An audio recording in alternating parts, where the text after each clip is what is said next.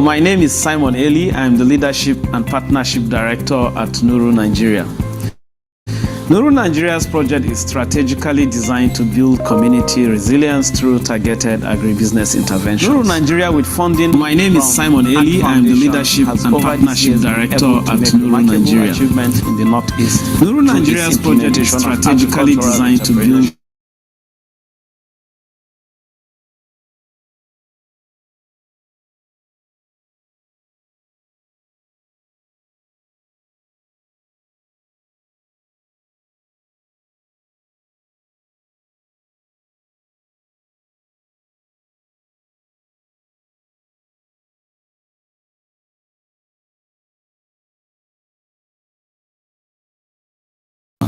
Through the funding we have received over these years, we have been able to reach 32,226 smallholder farmers, where about 70% of the total beneficiaries are women. And these farmers have achieved 65% average increase in household income. ACT Foundation has also supported financial inclusion component, where farmers are trained on financial management and access to financial services. Challenges are inevitable. In as much as we are making this great impact in the communities, we also face challenges such as increase in farmer-herder clashes. Another one there is increased cases of kidnapping. Mobile network blackouts is another challenge. Nuru Nigeria as an organization has grown both in impact and in terms of teams' capacity development. ACT Foundation always has a way of building the capacity of their grantees, and we always get invites from ACT Foundation to either join a webinar, listen to an organizational development broadcast on podcasts, and lots of other capacity development programs for non-profit organizations. I will say the relationship has been a very, very impactful one and of team's capacity growth and development. Sunana Aisha Mohammed, a farko suka kawo mana gida, mu yi processing din muna jankara da kuma tunkusa. To sai na ɗauko mudu uku na soya ta na yi muka sa ruwa muka tuka da hannu dai duk na yi da hannu na koma kuma na auna mudu hudu dai na ƙara mudu da ɗaya dai akalla dai buhun nan ya ɗauke ni tsawon wata ɗaya na ƙara sa shi baya Nuru sai ta ƙara kawo mana tallafi injuna a lokacin mu ba mu san yin da injin ba da hannu ne muka saba ina samun riba sosai to haka na so na koma buhu ɗaya zai koma a sati ɗaya ma ina kan yin masan ɗin riban da na samu daga masan na fara sayar da jakunkuna da su kuma yan kunne gashi nan riban kuma na jakan yana sake bunƙasa yana ci gaba dai a haka. Sunana Alhaji Muhammad Dahiru Baba, hakimi Moda, mazauna nan karamar hukumar Michika. Bisa ga abunda kungiyar Nuru ta kawo musamman ma al'ummarmu ta fannin mata, na farko akwai gida da suke ba mata, suna kuli-kuli, suna masan mai, wadda da ba su da jari amma yanzu bisa samun wannan jari aka ba su, suna samu abun da suke juja musamman kuli-kuli, suna samun mai masan mai gida nan, suna samun abubuwan da yake tallafawa rayuwarsu. Akwai abubuwan da suke yin kaman adashe, kowa yana zuba kowane sati-sati, kaga wannan ya taimaka musu a kungiyance. Suna da uwa mata, akwai sakatare da kungiya ita ma'aji. Mai suna Van da Hanti, ni ina nan Agarta community. Da muna noma wake suya in a small quantity, but Allah abun godiya zuwa Nuru Nigeria mu zo mu kafa kungiya wanda ni ne yau shugaba FA leader na Kankala Farmers Association. Throughout years da muke tare da Nuru Nigeria sun koyar da mu yadda za mu yi noma waken suya na zamani wanda duka na ta bi umarni yadda suka karantar da mu na nome wake soya, wanda da yarda ubangiji Allah mun samu canji sosai wanda muna samu amfani. Wannan shekara ma na expanding noma gwana wanda ya kai hectare 2 da na expanding gwana nan yana creating job opportunities ma waɗanda suna cikin gari. Ina employing mutane su je su taimake ni a cikin noma wanda ina biyan su. Ina iya har yanzu employing mutane lokacin da ana harvesting, sai at the end zan biya su in sake ɗan musu wanda suna jin daɗi, su ma suna je suna amfani da shi wanda ba su noma wake soya. Ya kawo mana saukin rayuwa a wajen al'umma mu, kwarai mun ga ci gaba kwarai a fannin abubuwan da Nuru ta yi mana wannan gari. Ƙungiyar Nuru ta koya mana abubuwa da yawa, ta kama mana kifi mu ci kuma ta nuna mana yadda za mu kama kifin. Yanzu dan ina mika godiya na da air condition wanda take tallafawa Nuru, ta kama mana taimako, ta kama mana ci gaba, ta kama mana zaman lafiya a gari.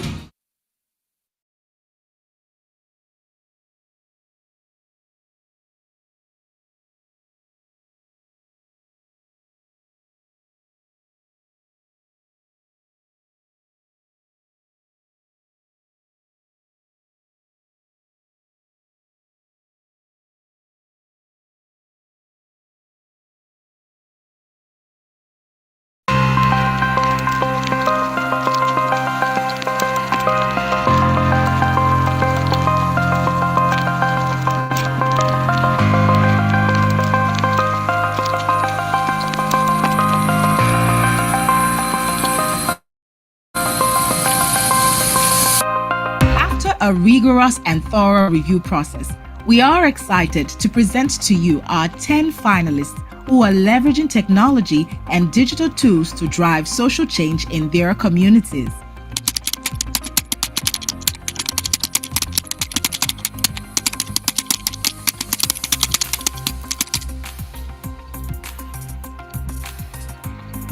Solar System Nigeria was the winner of the Changemakers Innovation Award 2023 edition.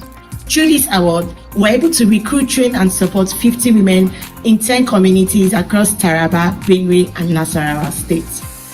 The women entrepreneurs we recruited through their businesses have enabled energy access to more than 8,000 beneficiaries, and this impact is amazing because what this means is more than 8,000 persons across these states now have access to clean and affordable energy. In Malawi, Cubics Robotics trained 80 beneficiaries, including 30 women and 50 students, converting plastic waste into educational radio kits using 3D printing technology. Goal 3 deployed the Impala patient monitoring system in Yamata, Rwanda, training over a dozen nurses and doctors and currently monitoring over 20 patients in a bid to improve neonatal care. And through our partnership with Ishq Toleram, we provided institutional support to Ecobata Company. My name is Chisomo Tezi Kantema from Malawi. I am a co-founder for Cubics Robotics.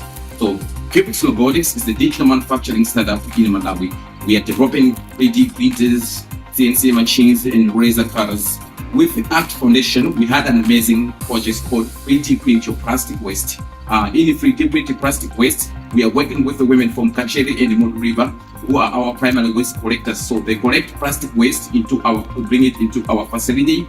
In our facility, we process this plastic waste into 3D printing filament, then we build FM radios. Our relationship with ACT Foundation has been truly amazing, and it has been an interesting journey.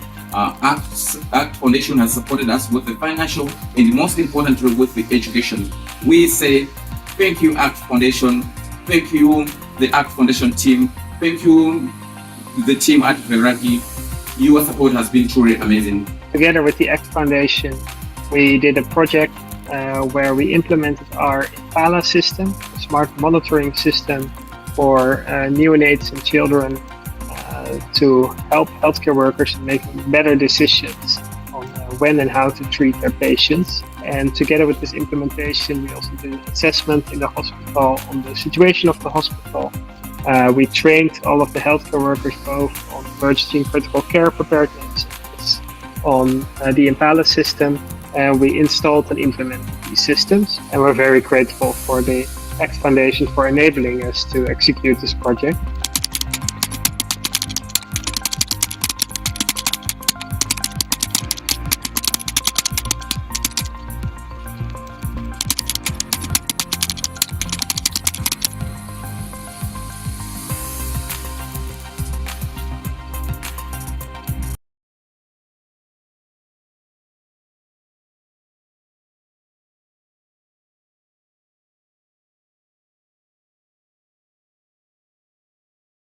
Hello, good morning. Hello, It's good morning. from Good morning. Nigeria. Good morning. Good Thank you. morning.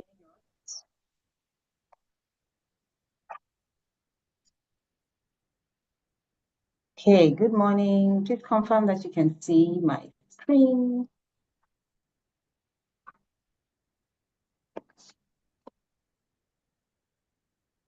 Good morning, everyone. Good morning, good morning, good morning, good morning. I see some people are still joining us. It's 11 o'clock already, and it's the day we have been waiting for.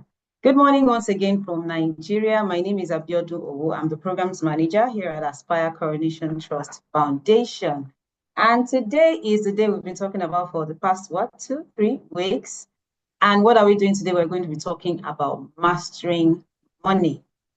Once again, I want to say a very big welcome to you. Let's just dive into the program so that we do not take too much of your time. But before we start proper, I just want us to agree on a couple of ground rules that will guide us in the course of this webinar. Now, first and most importantly, we expect that you participate actively. We know that you're probably busy doing some other things, but then we want to assure you that the speakers that we have brought today are going to be giving you very important nuggets, very important tips and tools that will enrich you. So we encourage you to participate actively. If you can avoid multitasking, try and set aside those other things you have to do till around 1:30-ish, and then you can continue. So we're going to be having two speakers. So after both of the speakers, then you can get to ask questions. But if questions pop up while they are talking, in case just so as so that you do not forget, you can please type it in the chat room. And at the end of the webinar today, we would like to hear back from you. What can we do differently? What would you like us to do in our upcoming training? So a survey will come up, and then we'll expect that you please fill that survey form. For those who are participating on YouTube, we'll put in the link when the time comes. Now, to formally welcome you into this webinar, I'm going to be handing over to our head of programs and grants in the person of Ugochukwu Nwosu. Over to you, Ugochukwu. All right, thank you, Vivi. Thank you, everyone. It's interesting to come into another session of our capacity building program. I know we have all been going through quite a lot in the year of 2025 with the freezing of funds. I mean, before then, the funds have been drying, by the way. I want to officially welcome all of you to today's session. It's a session that we've intentionally curated as part of the line of activities to ensure that people are prepared for what some of us would call the mid-year crisis of where are we? Have we raised the kind of money that we're supposed to raise?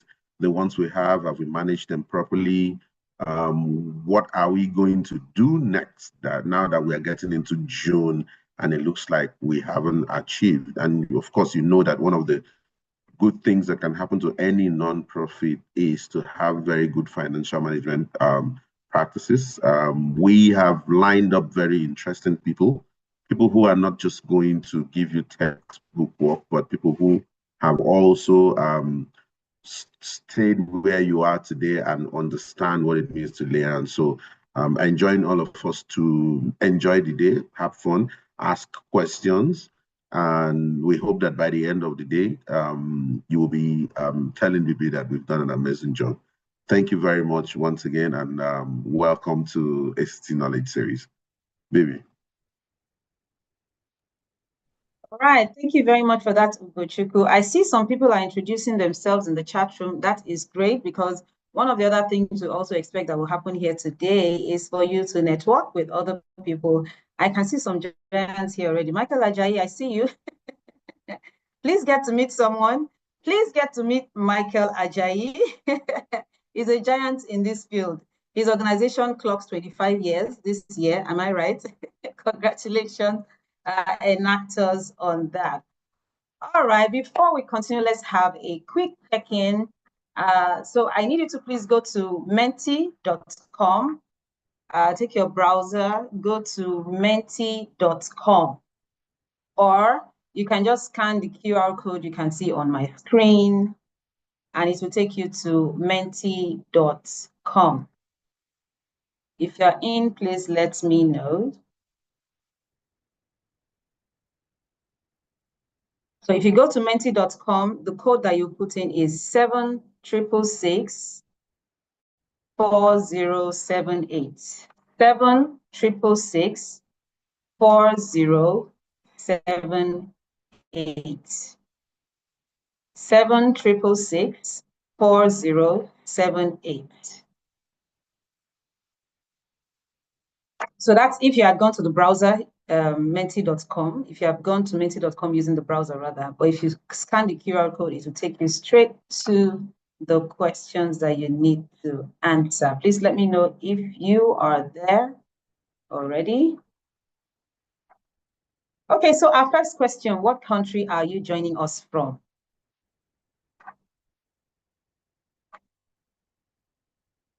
The code is 7666 4078. 7666 4078. It should be in the chat room now. All right, I see someone joining from Nigeria. Thank you. We expect you. South Africa. Okay, Yobe is in Nigeria, I'm certain. Okay, someone's country is West Africa. You're welcome, the participant from West Africa. Okay, Ghana, thank you very much. Akwaba, all right. Which other country are you joining us from? All right, I'll give a few more seconds for that to happen, and then we'll move on to the next. You're not supposed to be typing in the chat room. You're supposed to be typing on Menti. Can we do this together? Okay, let's go ahead. I see South Sudan, Tanzania. Thank you for joining us from Tanzania. How do you say welcome in Tanzania? Oyo State in Nigeria. Okay, you're welcome. Ethiopia in the chat room. And how much? Can we please use Menti? Let's use Menti so that we make this as fun as possible. Okay, we want to learn. We also want to have fun as we learn. Okay. Okay, is joining from Nigeria. Menti.com. MENTI.com.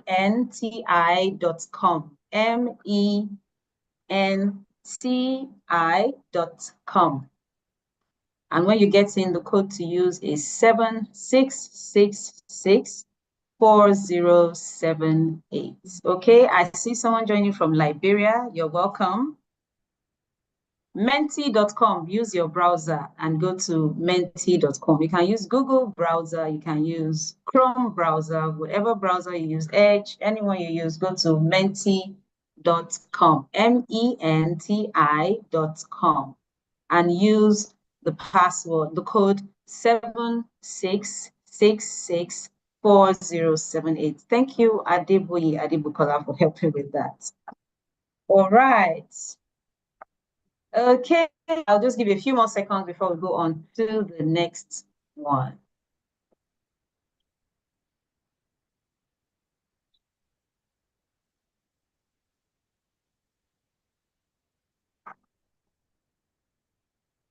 All right, Tanzania, Africa, thank you.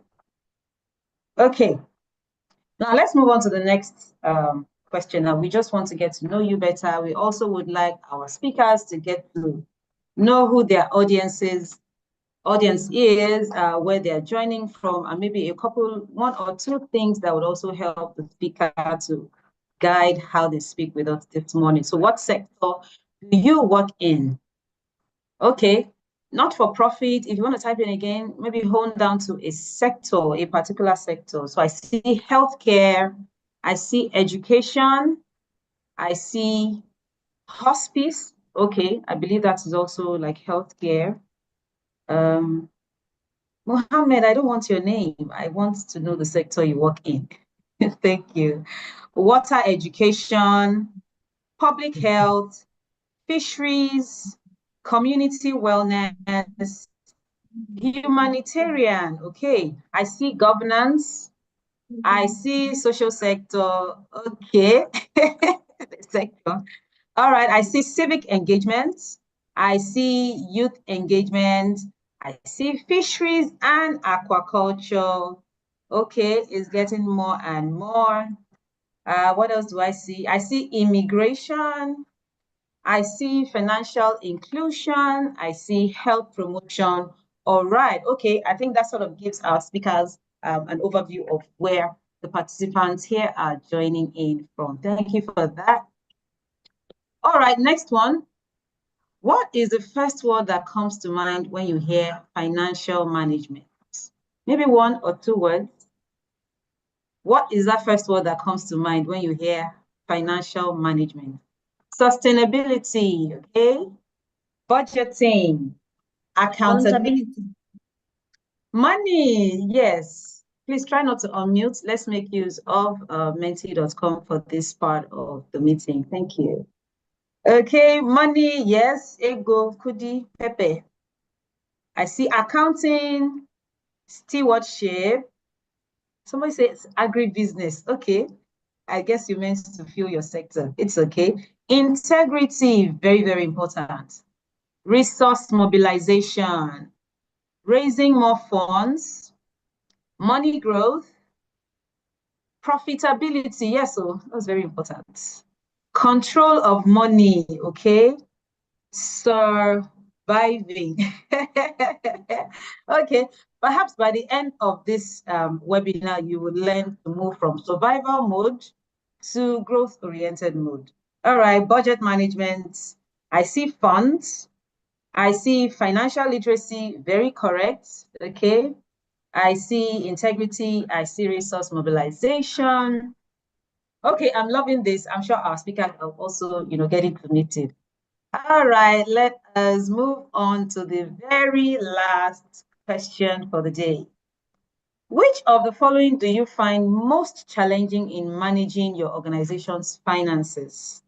Is it budgeting accurately? Is it tracking expenses? Is it financial reporting to donors?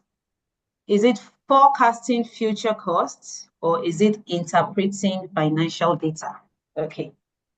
In case you can't see, let me read them out to you again. So which of the following do you find most challenging in your organization when it comes to managing your finances? Is it budgeting accurately? Is it tracking your expenses? Is it financial reporting to donors? Is it forecasting future costs or interpreting financial data? Which one is it? All right, I see some answers coming in already. I think the biggest challenge I see here is interpreting financial data. Okay, now forecasting future cost is trying to come shoulder to shoulder with interpreting financial data. All right, so I'll give you a few seconds for you to fill that in and then we'll move on. Thank you for joining us. If you can please go to menti.com and put in the code 76664078, then you might be able to still participate. All right, I'll give you a few more seconds. 6 people say budgeting accurately. 2 people say tracking expenses. Okay. 3 say financial reporting to donors. Okay, so you have done all that you need to do. Now let's report to donor. You find that a bit of a challenge. All right, let's see how today's webinar can help you. Forecasting future costs. I see a lot of people have that difficulty.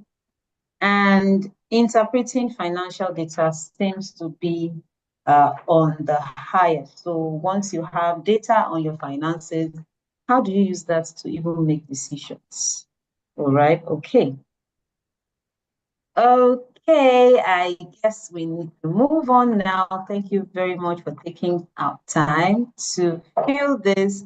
I guess we can then move on to the next item on the agenda, and that will be to give you a brief about Aspire Coronation Trust Foundation. Please confirm if you can see my screen.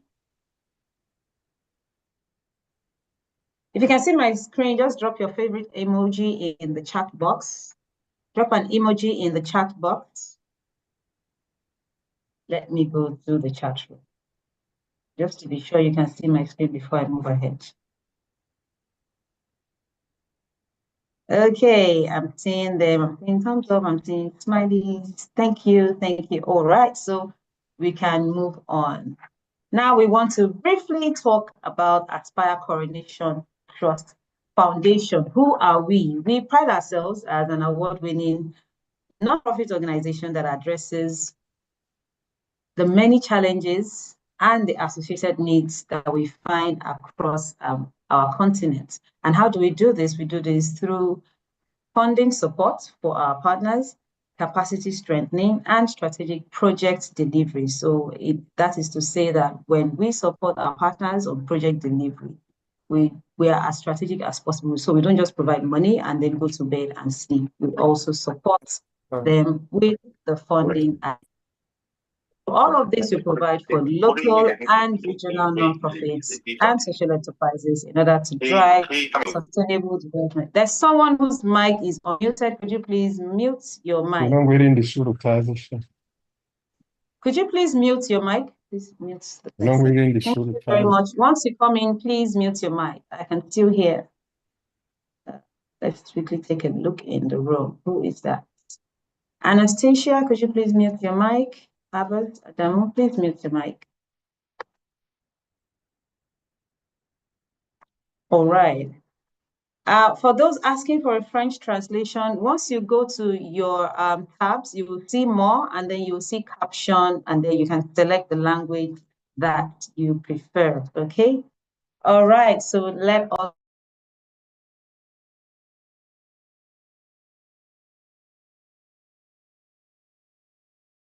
You have muted yourself, oh, we can't hear you.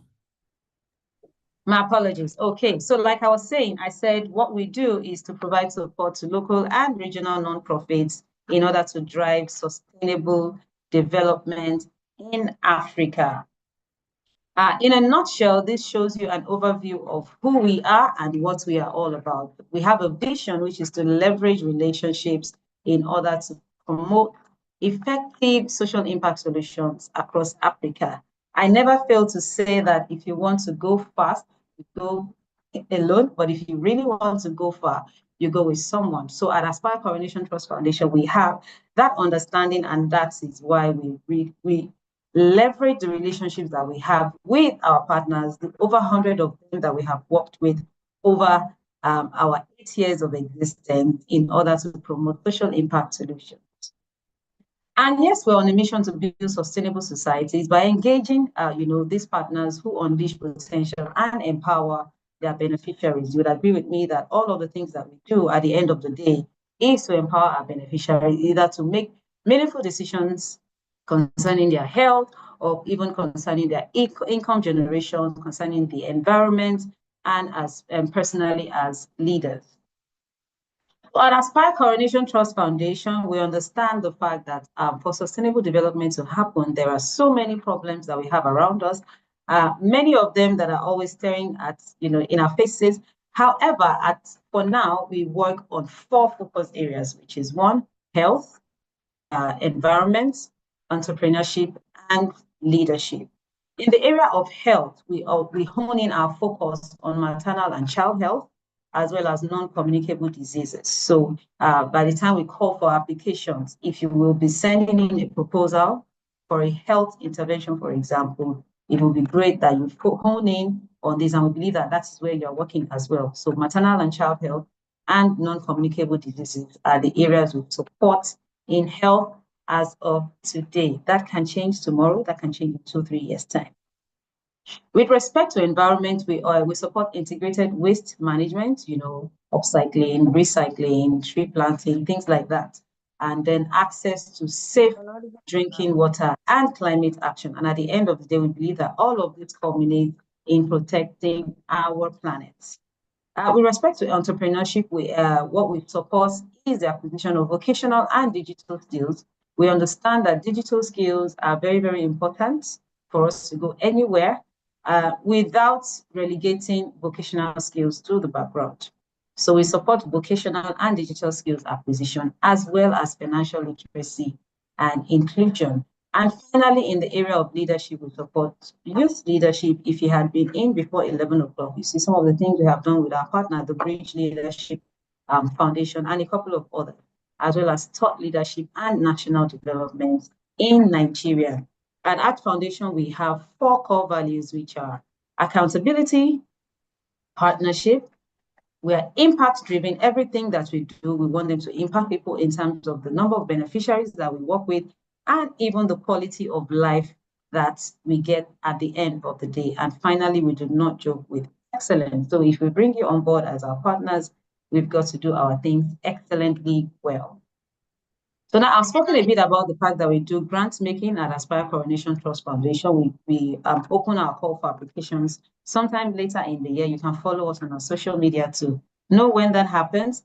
Besides that, we also organize capacity building from time to time, one of which is this one. So today we're going to be talking about financial resilience, budgeting, how do you master money? How do you become better at the way you manage your finances as a nonprofit? And that is part of the fact that our strategic objective is to support the nonprofit, the social sector, and help them develop to the point that they desire. We also do not trade with partnerships. We take partnerships very, very seriously. And so, because that is how we also generate the funds that we use to support our partners. We have a couple of research products. If you go to our website, you'll see them. We have some around cancer. We have around the use of technology. We have around gender mainstreaming, and so on and so forth. And of course, thought leadership is also something that we promote a lot at Aspire Coronation Trust Foundation. One signature way we do that is through our conference that happens once a year, which is Breakfast Dialogue. Follow us also to know when that's happening. This gives a snapshot of what our achievements are so far. Our capacity building since inception, I've run to over 30 episodes of them. We also run a special project, which is a Changemakers Innovation Challenge. That is for those who are particularly using technology to effect the change that they do in their communities. And that will come up sometime later in the year. You can also watch out for that. So if you have someone, a friend of, if you use technology to harness your community development programs, and that is something you want to apply for. Our Breakfast Dialogue has reached over 5,000 people. That's the signature conference I was talking about. Our Artspot is the podcast that we produce and we publish every month. We have produced 32 episodes of that, and we're still growing strong.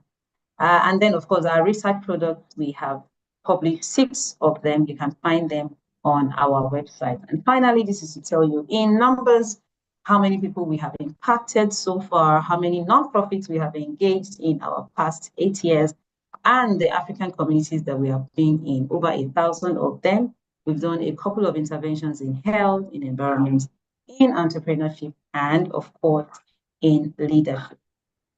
If you would like to have to make any inquiry, please write to us at programs@actrustfoundation.org. And of course, you can follow us on Twitter, X, you can follow us on Instagram, and of course, you can tune into our YouTube channel, @Foundation_ is for all 3.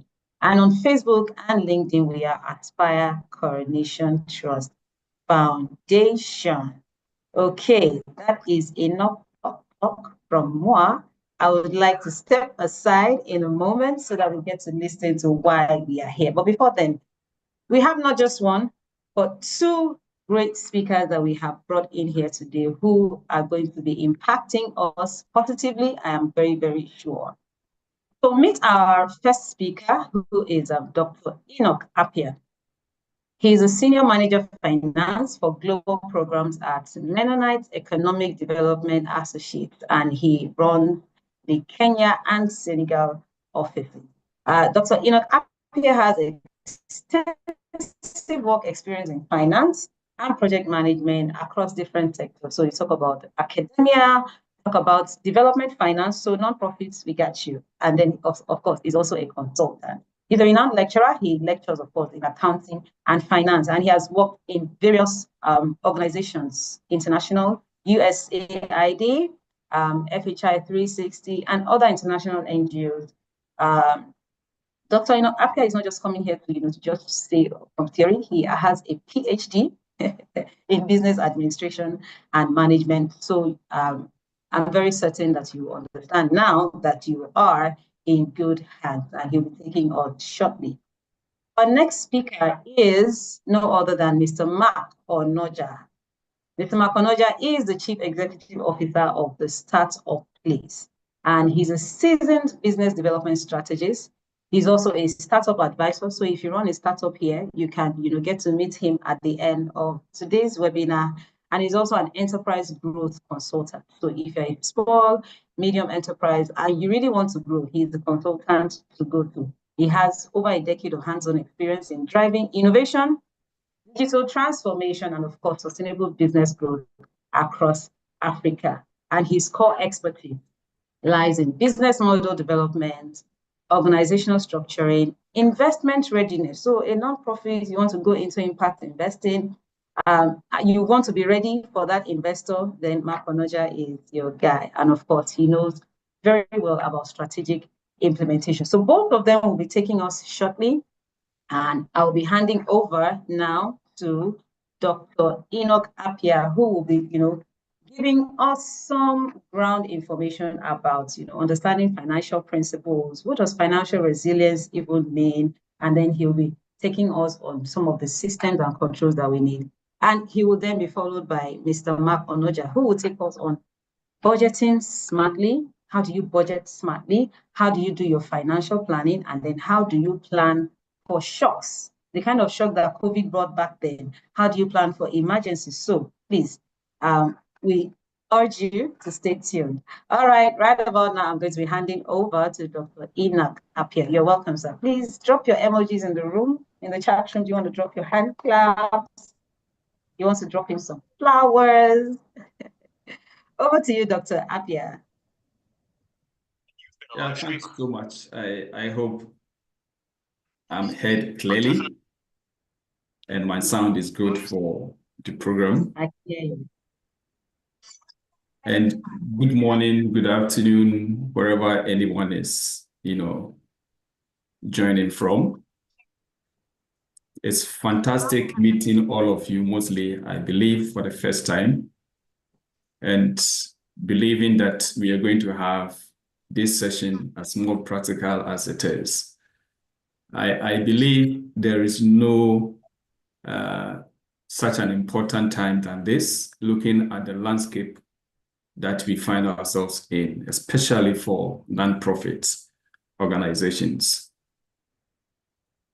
I will want to begin by drawing this analogy, looking at a non-governmental organization, maybe based in Nigeria, that has been working on a nutritional project for some time now, having the support from USAID, DFID, or any donor agency. And then all of a sudden, realizing that the main donor for this project is no more, and I'm referring to USAID. Again, we're back. DFID may have changed its priorities of not supporting nutritional project again, but rather want to focus on climate change and adaptation, for instance. I just want you to throw your mind back to such a scenario. And I believe many of these NGOs that we are representing finds ourselves in this story. First, it is for our own good as an organization. And do I need to show my slides? I think that would be better for all of us. Oh, yes, please. Yes, please. Yes. So let me show my slides immediately, and then that's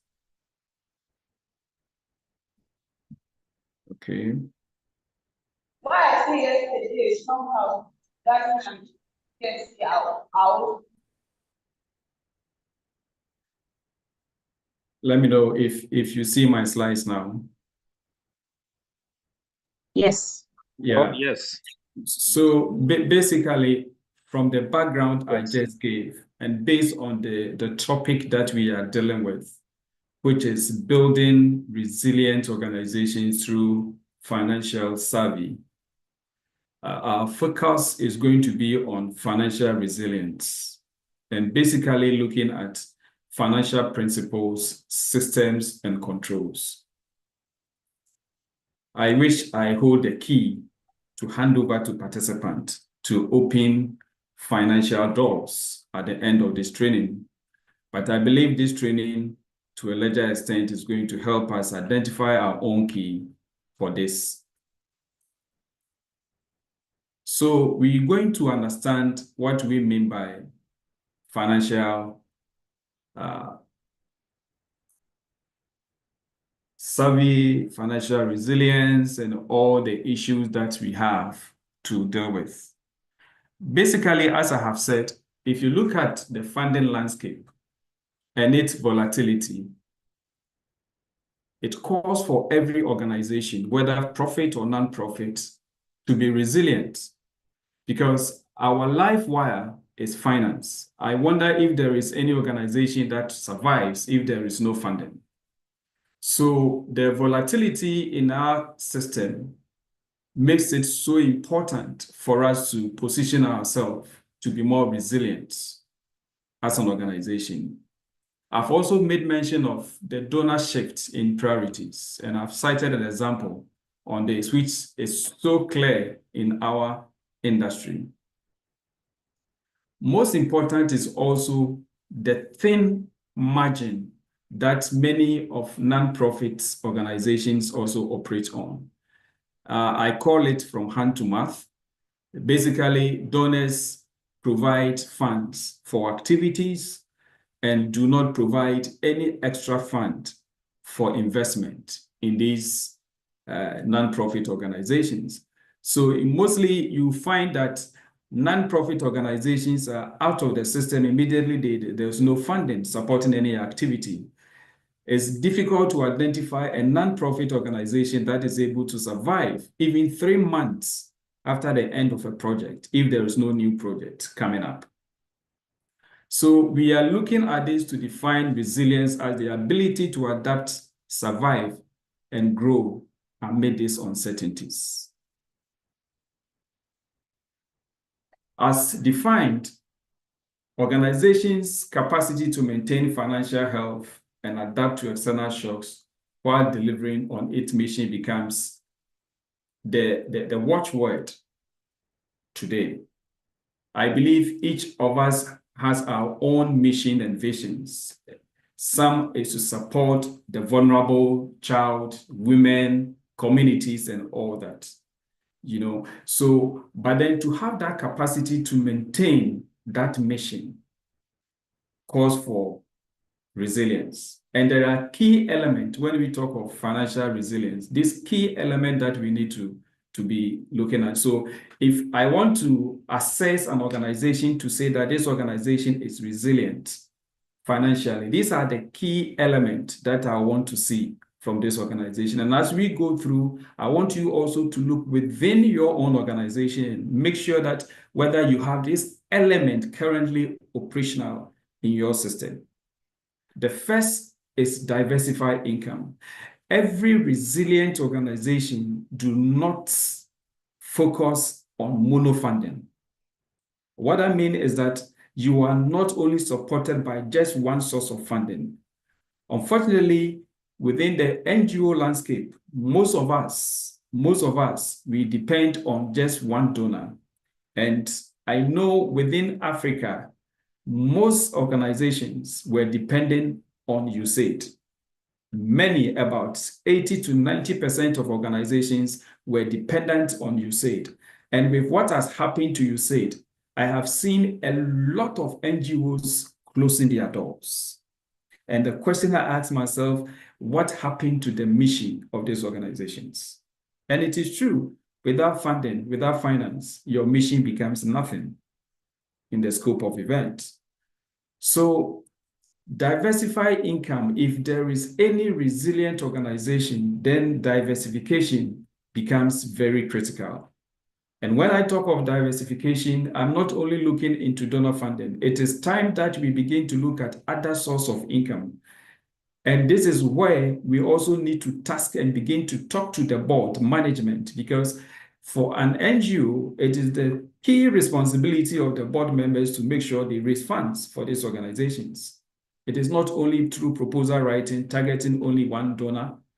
We should be able to fundraise in our communities, in our countries, in our regions.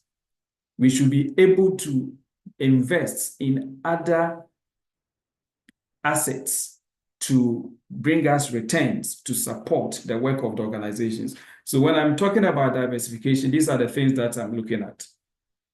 Again, any resilient financial organization has strong financial management systems. Strong financial management systems.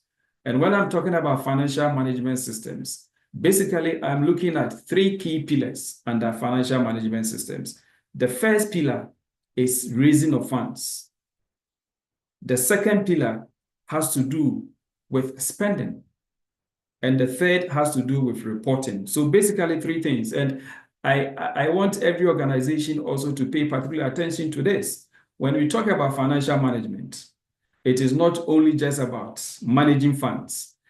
It includes raising of funds, sourcing of funds.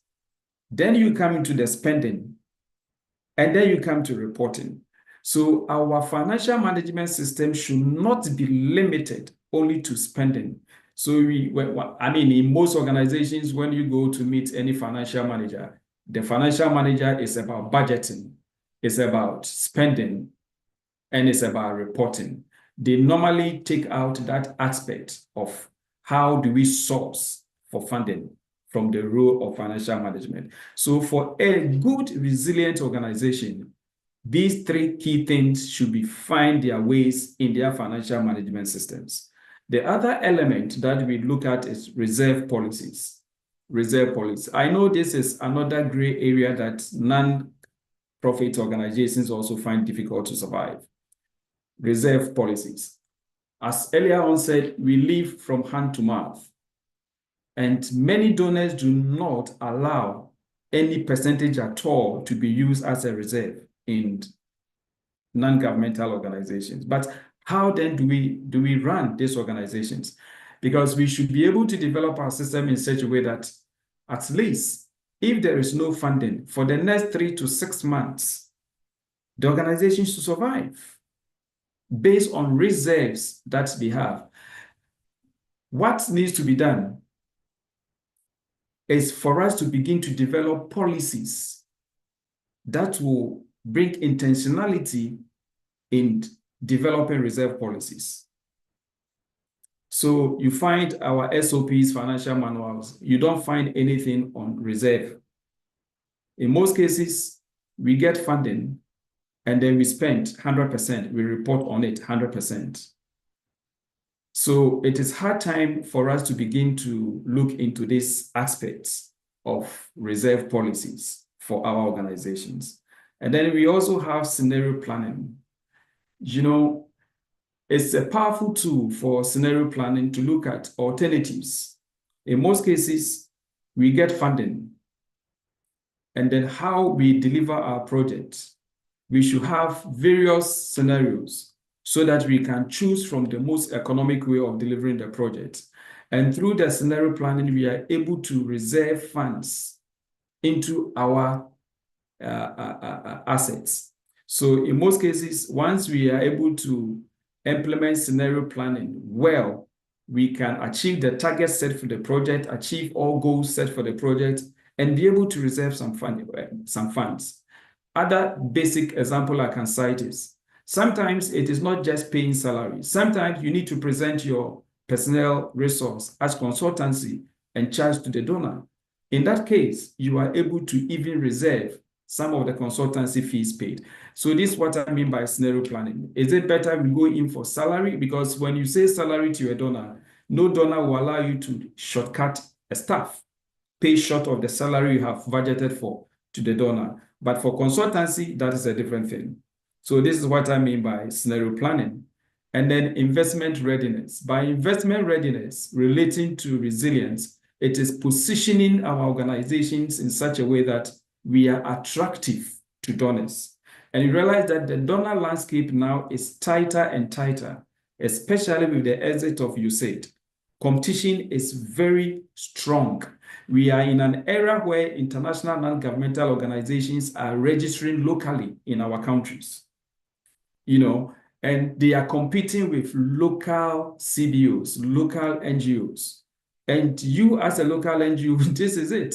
This is where you are. You need to compete. And these people come with experts, experience, and they have all the resources to be able to compete. How do we position ourselves as a local NGO, as a local organization, to be able to be attractive to donors? So these are the elements that we need to know, and then elements need to be, can be found in any organization that we say that organization is resilient. Beyond this are the challenges that the nonprofit face, and I know this will not be very new to most of you. Earlier on, I made mention of most organizations over-reliance on single donors. And then when single donors, the donor is no more, they find it difficult.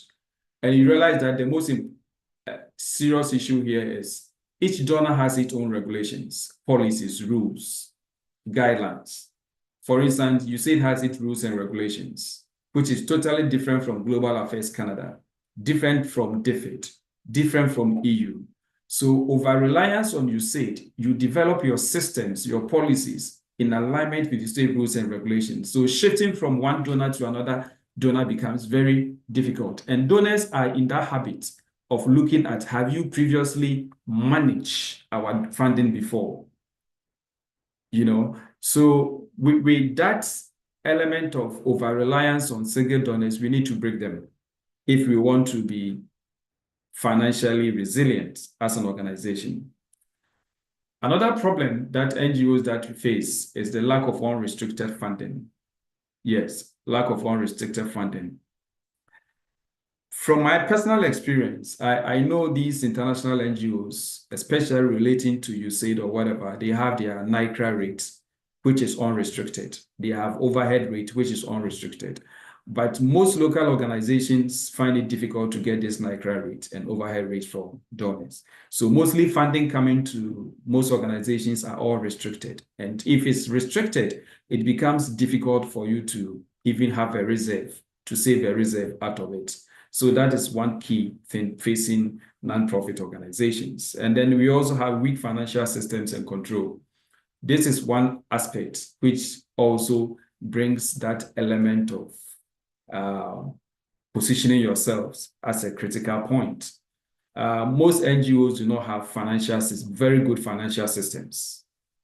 I have done a number of due diligence, and I've come to realize that many organizations, even when you want to visit for due diligence, will just adapt another organization's financial policies. And when you begin to look into their books, you realize that this policy is not even what is used to run the office. Our financial systems are very weak. Our financial controls are very weak. There's so much element of corruption, fraud within the NGO enclave. This does not allow donors to freely give funds to NGOs. We have government agencies that will have work and even giving funding to NGOs to deliver, because in most cases, NGOs are well positioned to deliver. But then because of this element, weak financial systems, we do not even have softwares to report on finance. We do not have qualified personnel to work on finance. And our control systems are also very weak. So it does not allow donors to actually give their resources to us to work. There's also this challenge of limited access to financial planning tools. Yes. I wonder if we all have even softwares and other tools that we use for scenario planning, budgeting, and all that we do not have. Then comes the big problem, the gap in the capacity of financial literacy. And this is where I always look at the management and the governance structure of NGOs. We mostly have managers, and let me quick say that most NGOs, if you bear with me, the governance system is so weak. We have the CEO or the executive director being the husband of a member, a board, or whatever it is.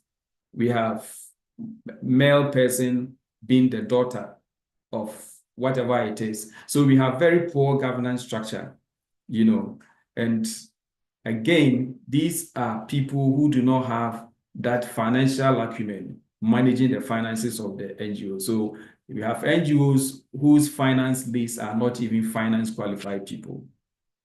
And we need to address all this. What sort of approach going forward do we need to adapt to build financial resilience? I believe that our focus should be on financial literacy, as previously said, and leadership training.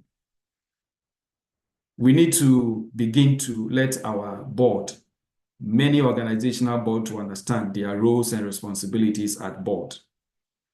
Again, I have done a number of research and realized that even board members do not know their roles, especially when it comes to the role of fundraising. We need to begin to conduct training to train our board members on how even they can help raise funds for our organizations. Again, management also needs to be trained on how to manage funds to be able to be more efficient and more effective. We also need to build diversification in funding strategies, as earlier on spoken about, to find more donors. Apart from members, they need to.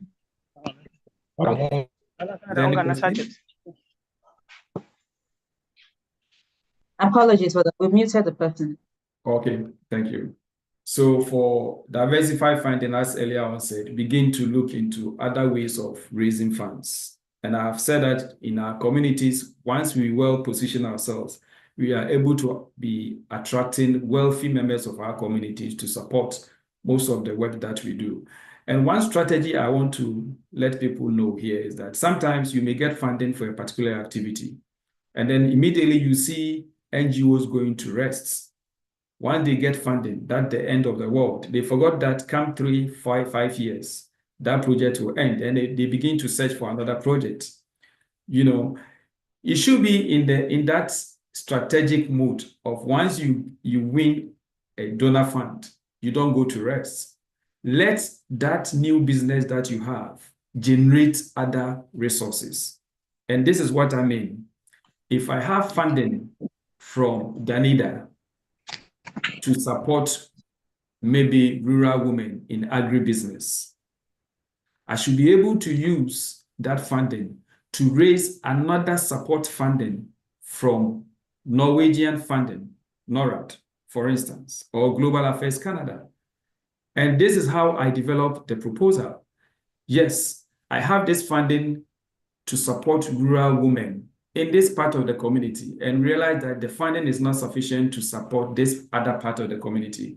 So we have this, can you come to support this so that we can have a better impact? And most organizations of donor funds or donors want to do that. So once we win the business, it should not be the end of it or the end of the story. Rather, we should begin to use what we have won to raise additional funding. Again, not only looking into donors alone, we can identify individual companies in our communities, in our countries, that we are doing this. Can you come to support? Even if they can provide 5% to what the donor is providing, that 5% can be unrestricted funds that can help you to conserve or reserve for your operationality of your organization. It's very important. Also, we also need to system strengthening. And by system strengthening, I know the next speaker will talk much about budgeting. budgeting controls and forecasts. You know, sometimes the sustainability of our organizations also has a long way depending on how we are able to budget and forecast. For instance, how many of our organizations have done 5-year budgets, 5-year forecasts ahead of us, you know, to serve as a guide for developing new businesses and getting those resources to meet those budgets. So we need to strengthen that. We also have the risk management and reserves. Risk management, you know, we are in a volatile system as an NGO. The competition is very strong and there's so much risk, especially financial risk of fraud and corrupt practices. Even abuse of the very constituents that we are working with. For instance, if you are an NGO working in the community for children, women, and then a staff member of your organization goes to abuse a child in that organization, and it gets, you know, kind of media visibility. My question to you is that how do you survive? Because the donors knows that this is an organization that abuses their own constituents. So that risk management aspect is something that for us to be more resilient financially, we also need to manage the risk. Manage the risk. And then we have the donor engagement and reporting capacity. Donor engagement, there is a way that I have come to realize that we can make a lot of capital out of that. For instance, once we have a donor supporting our projects, how do we communicate with that donor? And many of us need to ask ourselves, are our donors satisfied with us in terms of how we report to them, how we engage them, how we comply with their rules and regulations? Are they satisfied with us? We are in an era where funding is difficult to come by. If you are fortunate and lucky enough to win a donor fund, make sure that you satisfy your donor. In that case, you can even come out with new ideas to co-create new projects with this donor. And donors want to work with organizations they are comfortable with and they can trust. Now, looking at the resilience, financial resilience, the pillars that we need to make sure we have established in our organizations to be able to label ourselves as resilient are these. First is capacity building. Able to train staff in budgeting, reporting, and control. If you are able to build the capacity of our staff, that is one pillar of resilience. And then having sustainable finance is very important. And this is where I always talk about blended finance. It is, I mean, the order of the day now that you don't only depend on donor funds. You need to blend the funding that comes to your operations.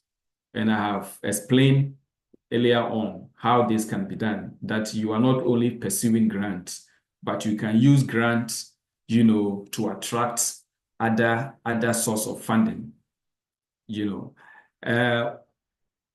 There is one organization that every year, the minimum is to transact business to the tune of not less than $5 million with their local banks.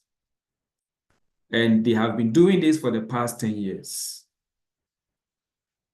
I had a conversation with the chief executive and asked him whether he has ever spoken with the manager of the bank for possibility of, you know, blended finance, because the banks has their own corporate social responsibility, whether they can come in to support some of the project. They said no.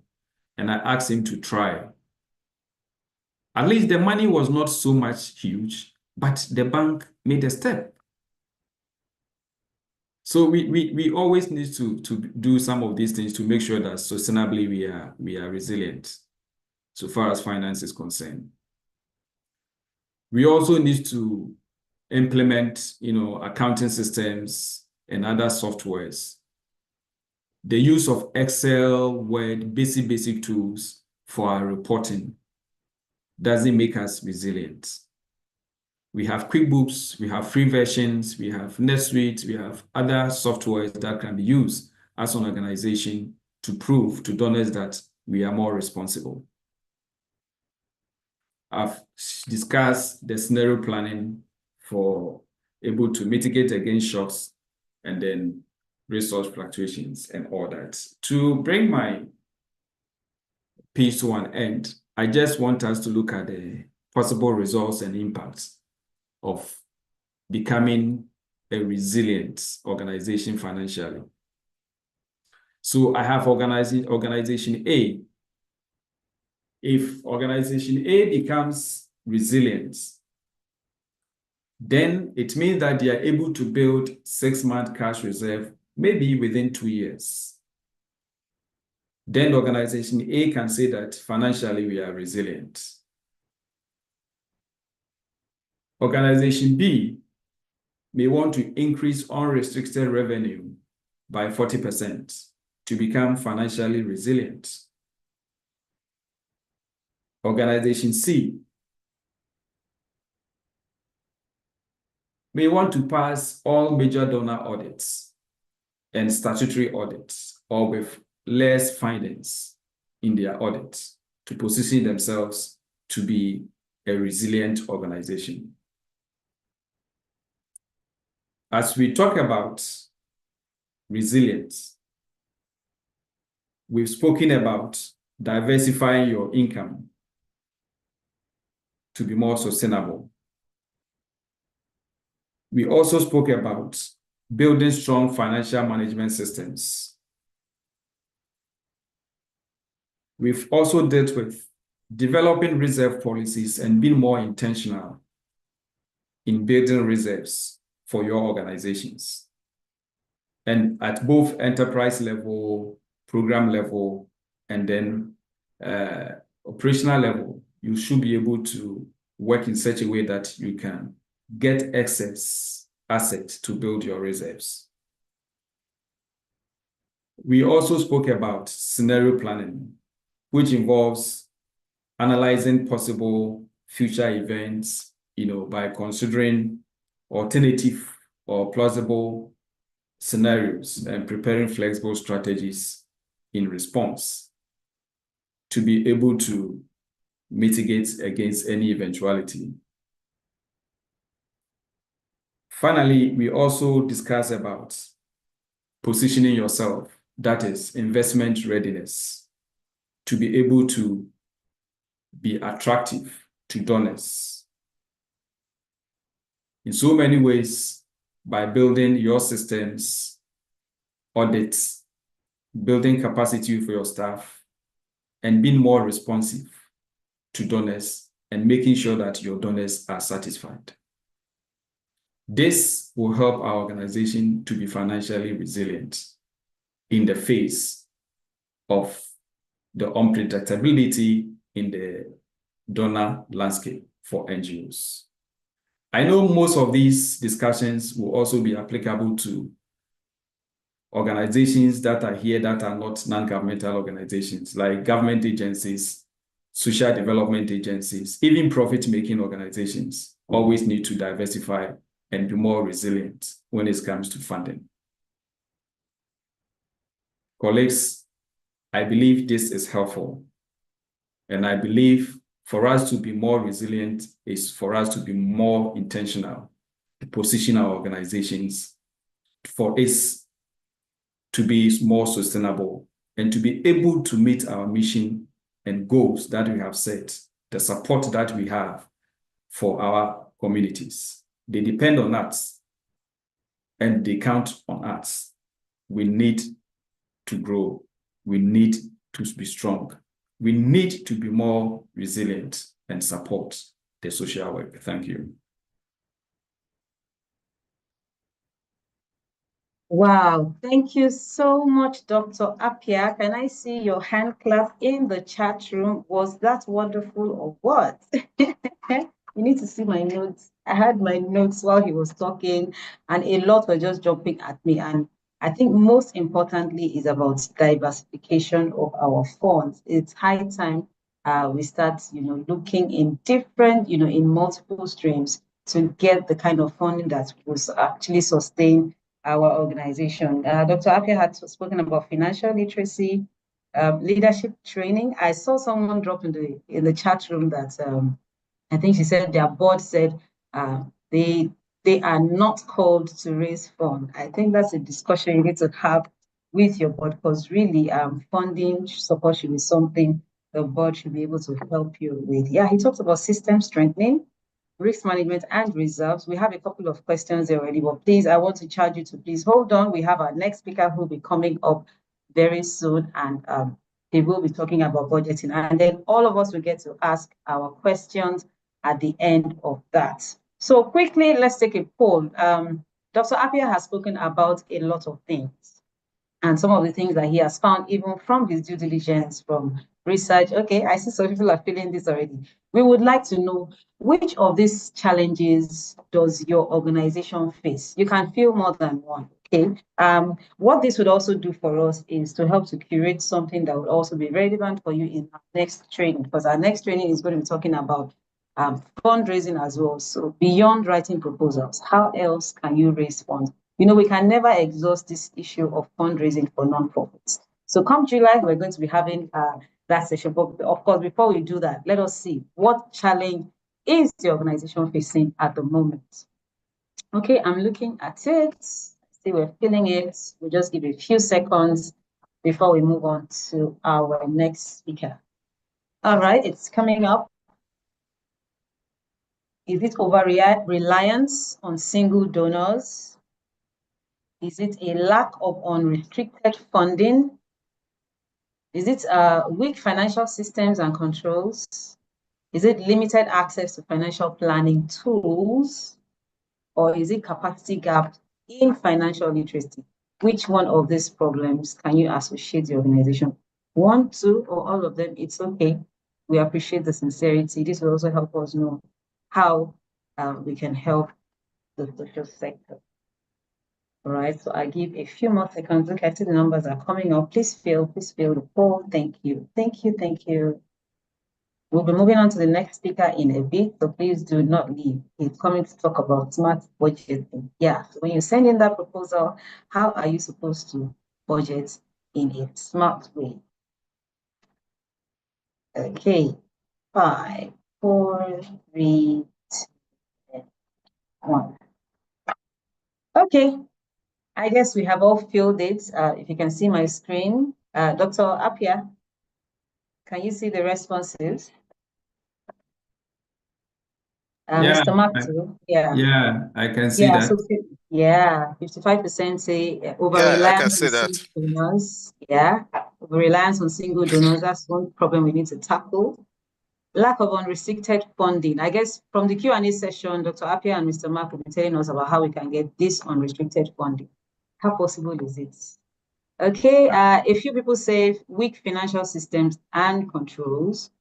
33% say limited access to financial planning tools. I suppose Mr. Mark will share some tools with us in the course of his session. And finally, 39% say capacity gaps in financial literacy. We appreciate this sincerity, and we hope that now that you have diagnosed the problem, you have identified the problem, we can then take it a step further to see how these problems can be addressed. Okay, once again, I want to say a very big thank you to Dr. Enoch Apia. It's still around, so please do not leave. Once we take the next session by Mr. Mark Onoja, then we take all of the questions. We've also noted the questions in the chat room already. So as Mr. Mark presents, if you have questions, please put them in the chat room. Now over to you, Mr. Mark, for your session on budgeting and planning for shocks and emergencies. Dr. Apia, could you please stop sharing so he can start here?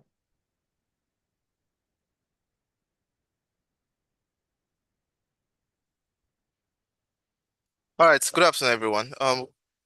Can you all hear me? If you can hear me, just give like a thumbs up. Trying to share my screen. Replace current share. Okay. We can hear me, right? And you can all see my screen. I want to be sure of that. Your screen, yeah, it's up now. Okay, my screen is up. All right, good afternoon, everyone from Lagos, Nigeria. I know some persons are joining us from some part of the world. First and foremost, I'd like to say a big thank you to ACT Foundation.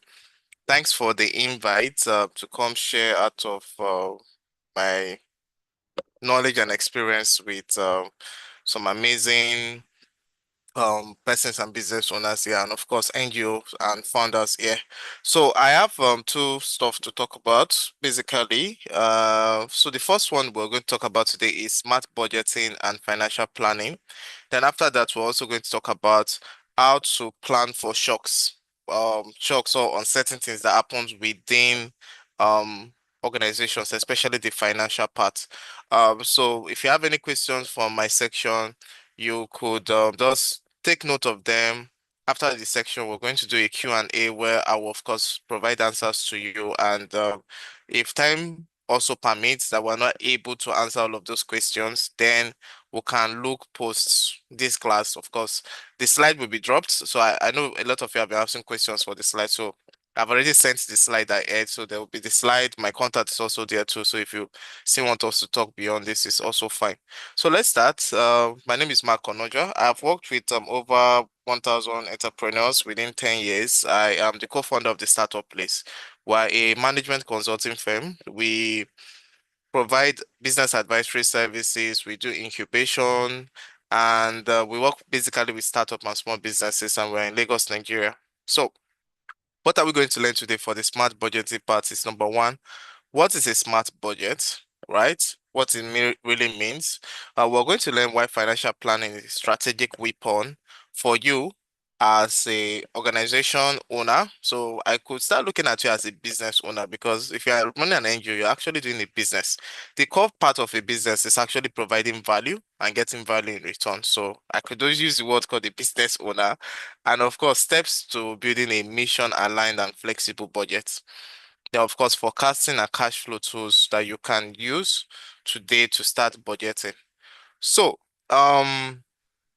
I have 30 minutes and the class is supposed to be very long. So I really don't have too much time to start asking one question or another. So we can take the question later on. So when it comes to smart budgeting has to do with the practice of actually looking at your finance as a business person or as an organization owner and allocating resources today. So anticipating how much you're going to spend in future and allocating resources to that. So budgeting is very important because you just look at your business or you look at your organization and say, okay, how much are we going to spend in the near future with the far future, and how we can allocate resources for that. It's a strategic tool because it enables you um stay relevant and prevents you from shock. So in the next section, we're going to talk about things that happen to us like COVID-19.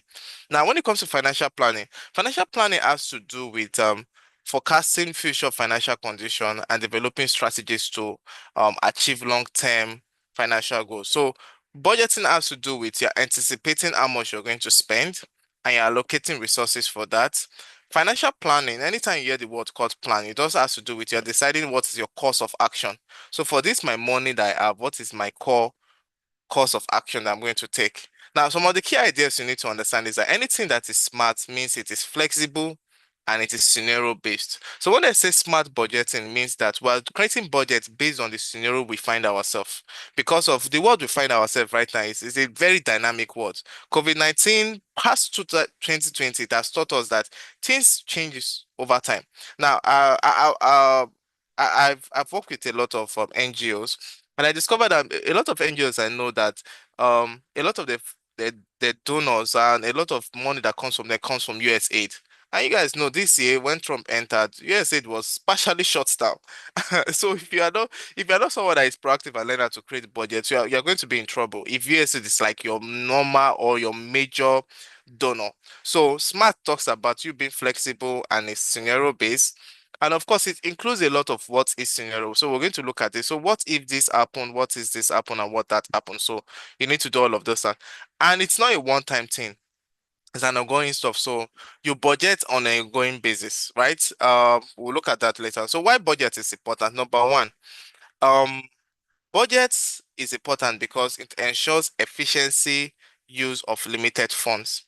Now, one of the things you need to understand is that as an NGO, you don't really have, I don't want to use the word you don't have money, because most times business people usually use the word I don't have money, but you don't have one deep pocket. You are not the Nigeria government or you are not the World Bank. So you have limited funds, meaning that budgeting will help you to use or utilize efficiently use of your limited funds. It helps maintains donors and stakeholders trust. So when your donors and your stakeholders know that, okay, we have a budget we're working with and we stick to this budget, you will earn the trust. You know that you're not like a spendthrift. Like Dr. Appiah said that in the NGO feed and the social entrepreneurship feed where we find ourselves right now, there's been a lot of fraud. There's been a lot of cases where people normally overspend funds. So budgeting will help you communicate to your donors and communicate to your stakeholders that you can be trusted. Then, of course, it improves decision making and prioritization as an organization. So when you budget properly, you can actually make proper decision making. And decision making is very important because if you don't know how to make decision and you don't know how to prioritize what you need to do part time, how resources needs to be used, of course, you cannot grow as an organization and you can't attract funding. So we're going to talk. I know a lot of persons have been asking, how do you attract funding? How do you get more people to donate to you? Budgeting helps very well because you know how to make strategic decision, you know how to prioritize. So when you even submit your proposal or you submit what you have done so far to organization, they say that this guy or this organization works with budgets, they will trust you better. It prepares an organization for future uncertainty. Nobody knows the future, and that's just the truth. The only person that knows the future right now that we know is God. So budgeting helps you prepare for what is coming in the future. It helps you build credibility with funders and partners. Very important. The more credible you are, the more funding you get. Now, I'm going to just say this in very short, that there are some certain NGOs that people chase them, organizations chase them with funding. There are some certain NGOs that are chasing organizations to get funds. Why is that? It's just this credibility stuff. So you need to have good budget because it helps you to be credible. And without small budgets, what happens to you? You overspend on less critical programs. So anything that does goes, we don't spend money because we don't really have a budget that we are following. You miss opportunities due to poor planning. So without budget, you cannot plan for the future. And some opportunities will pop up or will come up that you will need funding to be able to meet up to. And without budgeting, you cannot be able to do that. You risk insolvency in hard times. Hard times usually come. It's just the truth, whether you like it or yes. So without smart budgeting, you would risk insolvency. So how do we basically, quickly, how do we create budget for your firm? So for your organization, for your NGO, for any institution you find yourself, how do you basically create budget? I think I listed like 5 steps. So the first step is set clear financial goals. So what is your financial goal? What are you trying to achieve? What's your mission? What are you trying to achieve? What is your new goal, right? And you can break these things down in quarterly. A proper corporate organization breaks down the year into 4 quarters, right? So Q1 talks about, or first quarter talks about January, February, March. April, May, June is Q2. July, August, September is Q3. October to December is Q4. So let's just say we're entering Q2. We're like mid Q2 right now. So we're entering Q3. So what is your financial goal? So what is your mission? What is the organization goal for Q3? So between July and September, what are you looking at achieving? So an example can be you want to improve rural education, you want to budget for outreach, you want to do some learning kits because kits would have been done with the summer holiday and they're looking at starting school again. So maybe we want to do 1 or 2 stuff there. Then you estimate the income realistically. So estimating income realistically just talks about where are we getting funding from? So this is basically creating budget. So number one is our financial goal. Number two, where are we getting funding from? Are we getting funding from the government? Are we getting funding from grants? Or we have a business we're doing or some stuff we're doing as an organization and as an NGO that we get funding from or we get income from. Then consider timing. When cash will arrive versus when it is pledged. So if we're talking like in a proper business that does buying and selling and makes profit, we'll talk about cash flow. But for us right now as NGOs, we're talking about what is the timing of your funding. Will your funding come when you need it, or will come after you basically would have needed it? So you need to understand what is the timing. It's called the velocity of cash. How does cash flows into? Then you list and you categorize expenses. So the first step to creating a budget is that you need to list and categorize expenses. Not everything is important, and not everything is urgent. So you need to know what is important and what is urgent. Not everything that is urgent is important, and everything that is important that is urgent. There are some certain things that is important for you as an organization. You don't need to budget spending money for it now because it can last longer. You can delay it to later on in future. So you need to just look at yourself, look at the list and say, okay, what are the fixed things we do and what are the variable things we do? So fixed cost talks about some certain things you do or some certain things you spend money on as a business, as an NGO. I always use the word business. Pardon me, it's my foundation. But as an NGO, what are the fixed things you spend money on? You spend money to run your office if you have an office, or if you work from like a co-working space, you spend money there. You have staffs, right? You spend money on staff, you pay staff, you have utility stuff that you pay for. I don't know whether you have one or two subscription, you subscribe for some softwares that you use. So all these things are fixed costs. Variable cost talks about, okay, there are some repairs that needs to be done. It's not every time it comes, okay, or there are some certain organizations that we basically partner with, and once a while that will fund them or stuff. Those are variable costs. They don't come every other time, but fixed cost is fixed cost. Then what are the programs and what are administrative? So programs talks about projects. So what are the projects that we have to do? Right, when you are listing and doing categorization, then what are administrative costs? Administrative costs are like fixed costs. It's costs that whether you are doing a project or not, these are things that are there. This one, what to pay for staff, what to pay for rent, what to pay for logistics and stuff. So includes hidden costs. So what are some of the hidden costs? Inflation is an hidden cost. Currency devaluation, if you're in Nigeria, of course, you understand our currency has just been devalued over and over again. And what are some of the fees that we're basically encountering? Then create a baseline budget. So creating a baseline budget also has to do with, based on my most likely scenario, what are the things that I'm expecting to spend money on? So I know my financial goal. I've estimated when money is coming from, right? And I, of course, already created a list and categorization. So with that, I can be able to create like a baseline budget. This will include like a monthly breakdown, allocation by department and by project. So once you basically list and categorize all your expenses, then you just do like a simple budget. What are the certain things you're spending money from? Okay, sorry, I may need to slow down. Sorry, apologies, right? I've just been fast because of time. I'm trying to cover these things within 30 minutes, but I think I will slow down. So we'll create a baseline budget. So creating a baseline budget just talks about, we have looked at our financial goals. We'll look at we have estimated our income realistically, and we have listed we have created a list and we have categorized all of our expenses. So the thing we just need to do next is that we just need to ask ourselves, okay, what is like our baseline budget? Monthly, how much are we going to spend? What are we allocating resources to? Remember, one of the things I said is that urgent and important. So what are the urgent things that are also important that we need to allocate resources to? So with that, we can create our budget. Then you build scenario-based budget. So building scenario-based budget just talks about that you do best case, you do expected case, and you do worst case scenario. I always like to work with worst case scenario. So what I mean working with worst case scenario means is that if I'm expecting to spend money, I work with worst case scenario and I work with best case scenario. So I would like to ask myself, what is the worst amount of money we can spend, right? What is the worst we can spend? If I'm trying to even get money in, I always work with worst case scenario. So what is the worst that can happen?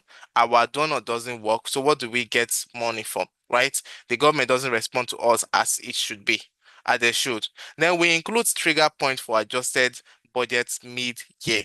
So we'll look at that in the other part when we're looking at shocks, but we have to put trigger points to just ask yourself, what are some things that can happen for us to start adjusting our budget? Now I'm going to speak as regards to being in Nigeria. So apologies for those that have not been in the country, Nigeria. But if you notice when the current administration came in, President Bola Tinubu, when he came in, at his first, in fact, in the inauguration speech, he already talked about removal of fuel subsidy. And if you notice then, there was like a spike in prices of things. It went up. Another time they increased fuel, it also went up, and it also went up. Now, if you have a budget as an organization, at that point you're supposed to sit down and do an adjustment of the budget, because the funding you may have assigned to that would not be able to meet up with what you have already budgeted. So take, for example, you budgeted that you're going to use 10 million naira to provide some interventions for women, rural women that do farming and stuff. And that 10 million naira also includes logistics. And after the time you were doing this calculation, fuel price per liter was for like, say, 500 naira. Now, fuel price has gone to 1,000 naira. It means that is like 2 times. You should do an adjustment to your budget, meaning that your former budget may not be able to meet up with your current expenditure that you need to do, right? So let's get to move forward. And of course, review, adjust, and approve. So you need to do a lot of review on your budget. You engage your key staff and your board members to do review on your budget. So you can do your review on your budget. Take, for example, if your budget that you've created is a quarterly budget, means every 3 months, this budget lasts us for 3 months. You can do review monthly, or you can do review weekly. It depends on your case scenario as an organization. So if you say you're going to be doing review every week, so at the end of every week, we check what is our budgeted cost stroke our actual cost. So what did we budget to spend? What did we actually spend? Now, if we are spending less than what we budgeted to spend, it's fine. But if we are spending more than what we budgeted to spend, do we need to do more cash injects, or we need to readjust and say, okay, there are some things we don't really need to spend money on, or there are some things we just need to let go on and just do some like reprioritization of our list. So apart from that, is that budget is a living document. You review it, like you say, here it's saying quarterly, but of course you can decide to say, I want to review my budget monthly, I want to review my budget weekly. I've seen when some people review their budget daily. It just depends on the case scenario that you're working with. Then tools and habits for financial forecasting and cash flow management.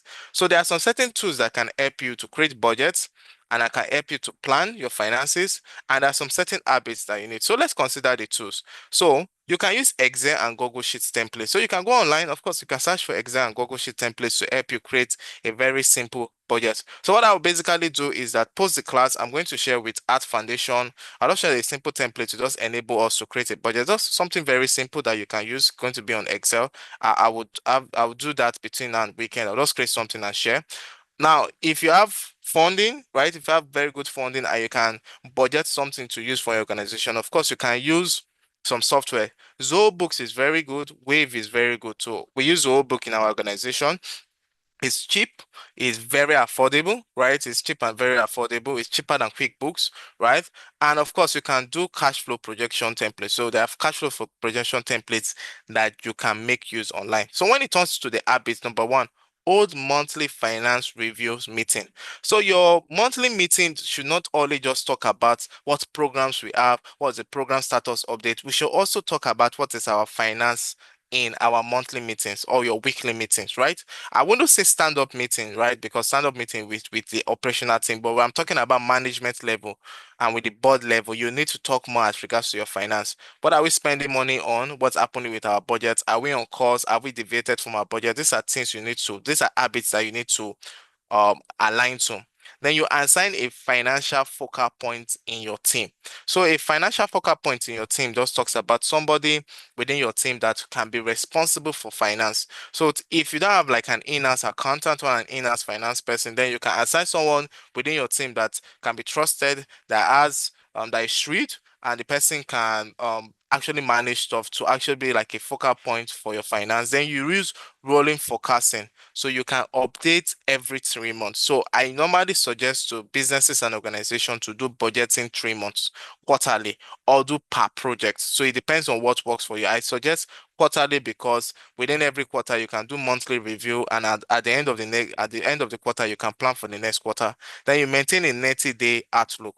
Where are we expecting and versus what are the risks? So 90-day outlook does basically talk about where are we expending funding from? What are the risks attached? Risks is not bad and risks is not good. Risks just talks about uncertainty, that what happens if there is a positive or a negative outcome. So what are the risks that is attached to us getting this money, and what is the risk attached to us not getting this money?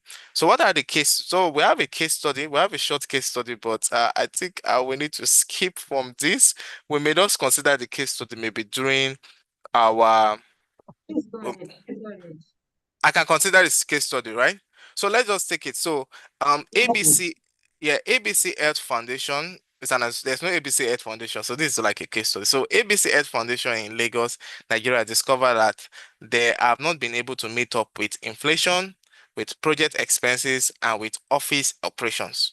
So what advice will you provide for them as regards to budgeting and financial planning? So I think we could just drop the answer in the chat box. So what advice would you advise them? What strategies will you provide for them? So ABC basically right now, all right, thank you, ma. So ABC right now is not able to meet up with the project expensive, with the operation expensive, and inflation is already eating the funding that they have gotten. So what advice will you provide for them? So can anybody just drop it in the chat as regards to budgeting and planning from what I've shared so far?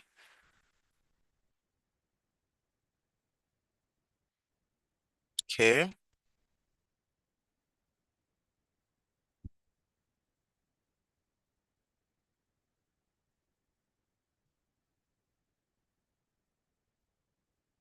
All right.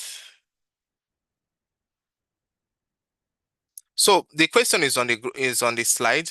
So the question is basically there's a particular foundation in Lagos that discovered that they have not been able to meet up with inflation, and they have not been able to meet up with project expenses. So they have projects to do, but the expenses of projects, they have not been able to meet up with them. And of course, they're off the office operations. So what advice will you provide for them as regards to budgeting and financial planning? All right, Monique said budget reviews. That's very good. Thank you, Monique. Michael said renegotiate contracts. Thank you, Michael. That is very good. Osman said, stop, review the budget and adjust budget figures. Very excellent. I buy into that.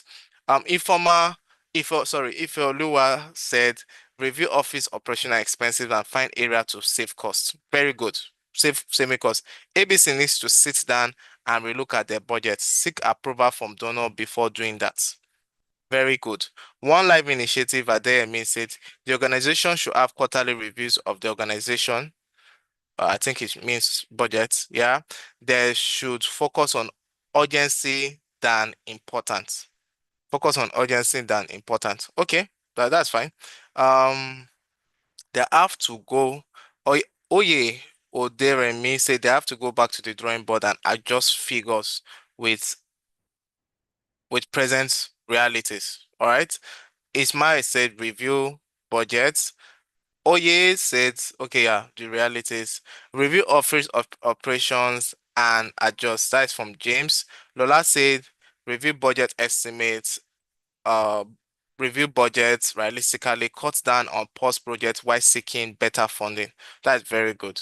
All right, fine. So let's move forward. So we said all of our answers are very correct. So anytime you notice that you're not meeting up with your expenses or meeting up with office operational costs, you just basically go back. It means it's either money is leaking somewhere, or you may be overspending, or there have just been changes. And most times it may not just be overspending, it may just be changes in prices. You need to sit down and say, okay, what are the things that we need to cut? All right. So my advice for us right now is that the next step is that you review your current budget. Is this scenario based? So when you go back, go and sit down and relook at your budget and review your current budget. Choose one forecasting or cash flow tools to implement next week. So what are your cash flow tools you can implement next week? Are you cutting down costs? Are you stopping some projects to look at from other things to do?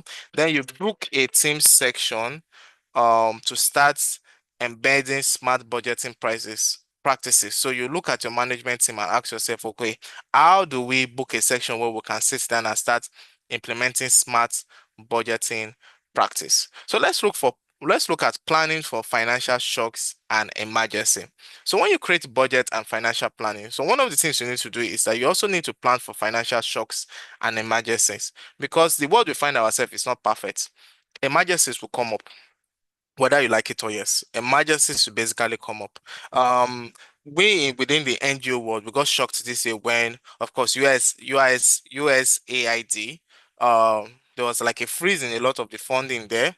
And I know a lot of NGOs, I know personally a lot of NGOs within my network that was really, really affected. So that is like a shock. So we're going to talk about what financial shocks are and why they matter. So I had to build emergency plan, the role of reserve and flexible budgeting, and of course, reward strategy that work. So what is basically financial shocks? Financial shocks talks about an emergency refers to unexpected disruptive events that significantly impact an organization's income, expenses, and financial stability, often with little or no warning. So it just talks about number one, it is unexpected and it's a disruptive event. And most times it's not planned. So there are some certain things that does basically happen. It is beyond your control that happens and can impact your income, can impact your expenses, and can impact your financial stability. Most of these things are usually occurring when it comes to the changes in the marketplace, technology disruption, and of course, political instability. These things affect a lot of us, affect us as an organization. So an example of this is sudden loss of a major donor or grant. So maybe a major donor dies, maybe it's an individual that is funding or donating to your organization, to your NGO, and the person dies. It's unexpected and it's a disruptive event. Global pandemic like the COVID-19. COVID-19 did a lot of shocking to the entire world. Both the NGOs, both business, everybody got shocked with COVID-19. Economic crisis, inflation, and devaluation. Nigeria will have experienced economic crisis. I think in the year 2016, I remember clearly, we had a recession in Nigeria, right? 2016 stroke 2017. So those are unexpected and disruptive events that basically happen. Natural disaster affecting operation. Now in Africa, we are grateful to God that Africa usually doesn't have too much of those natural disasters, right? But there are some certain places in the world where natural disasters, of course, and unexpected happen that affects them financially. Civil unrest and political instability, which is a major one. Once there's civil unrest or political instability, it affects our income, it affects our expenses, and of course, it also affects us financially, and it shakes our financial stability. Then regulatory changes that affect funding channels. So there are some regulations that can come up from the government that is not properly planned or not properly implemented that can affect regulation. So this shock tests the financial health and adaptability of organization. Without preparation, they can shut down. Without preparation, they can shut down, otherwise impact activity. So when it comes to financial shocks, one of the things you just need to understand is that financial shocks happens whether we like it or yes. These things just basically happens.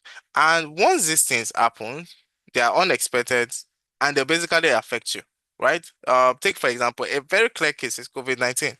We didn't expect COVID-19 to go the way it went, but it happened and the world was almost at freeze for almost a quarter.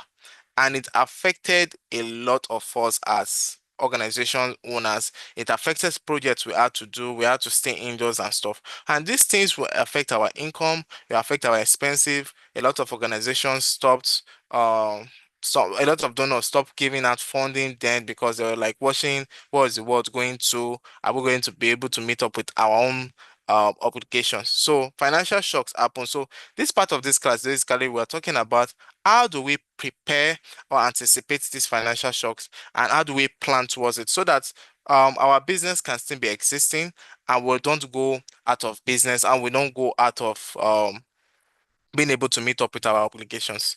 So why planning for financial shocks is important? Number one, why it matters is that mission-driven organizations often operate on tight margins. So remember when we're talking then, we said we are always working with a tight budget. We're working with limited funding. So mission-driven organizations plan for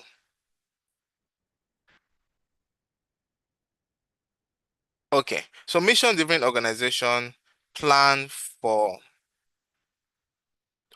mission-driven organization plan for shocks. Why? Because it helps them to be able to anticipate what's happening, and of course, it prevents tight shocks, right? And it prevents you having like a tight shock, so having some shocks that throw you off guard. Donor funding is inconsistent and external to your control.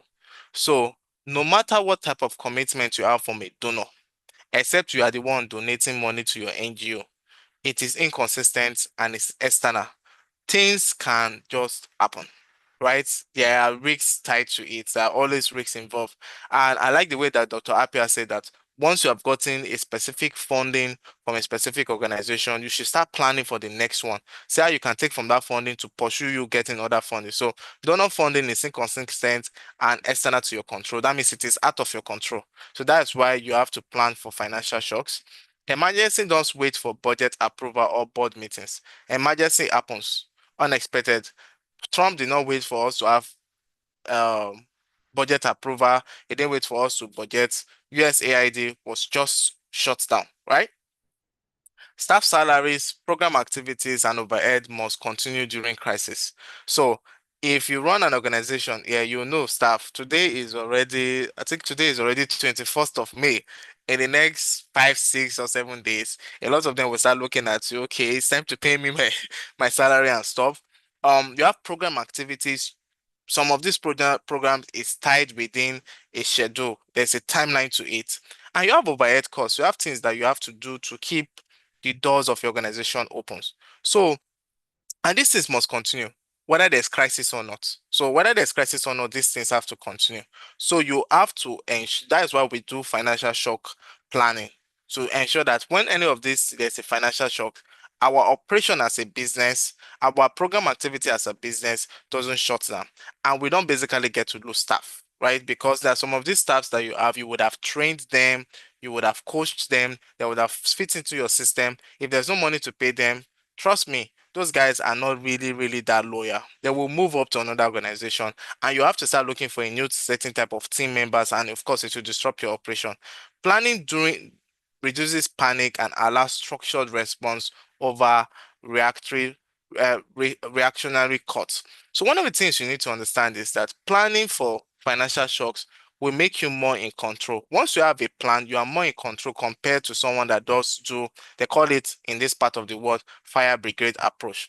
So planning for financial shocks enables you to be in control. You are more in control. You can actually make steps and take steps. So let's listen to a quote from risk management best practice. Organizations that don't plan for emergency end up paying more to survive them. So the time you don't plan, you're actually planning to fail. So when you plan more for emergency, you can actually spend less and you can be more strategic when it comes to your approach. So step 2, planning for financial shocks and emergency. So the number 1 step is assess risk exposure. So what are your various risk exposure? What are the top financial risks? Donor dependency, inflation, political stability. So you need to look at what are the risks. What are my donor risks? What are the inflation risks? And what are the political instability risks, right? So you basically need to look at all of these things. You need to conduct a financial risk audit. What if, so conducting a financial risk audit just has to do with checking out all your risks and ask, what if X funding ends tomorrow? Or what if this happens? Especially the funding part. What about if this particular funding stops tomorrow? what happens to us? Are we going to still be able to meet up with our administrative expenses, with our project activity, or with like our staff salary? Can we be able to meet up with that? Next thing is that you do model crisis scenario. So when you come about model crisis scenario, is that sometimes you just assume that there's particular funding has been cut by like 30%, or this particular funding stops coming. So what do we do? So you can have this stop with your management team. So just say, okay, we normally get this type of funding monthly, and we've been getting it for the last 2 years. Let us assume this funding doesn't come this month. What happens to us? What happens to our program activity? What happens to our operational costs? What happens to our staffs? What happens to all of our obligation? Are we going to be able to meet up with these things? Then you review how each scenario affects your programs, your payrolls, and your operations. So when you do that case scenario, just ask yourself, how does it affect my program? Will I have to cut down my program by 50%? Will I have to cut down my payroll? Means I have to let go of some staff. We have to shut down some part of our operations. You just have to ask yourself those questions. Next is that you use scenario-based budgeting to map responses. So when you do that, your scenario-based budgeting can just help you map responses and say, okay, based on this scenario crisis that we've created, we can be able to respond if any of these things happen. So just knowing that if there's a cut in our donor, or if there's a cut in our funding from one particular source, we can be able to respond in this way or that way.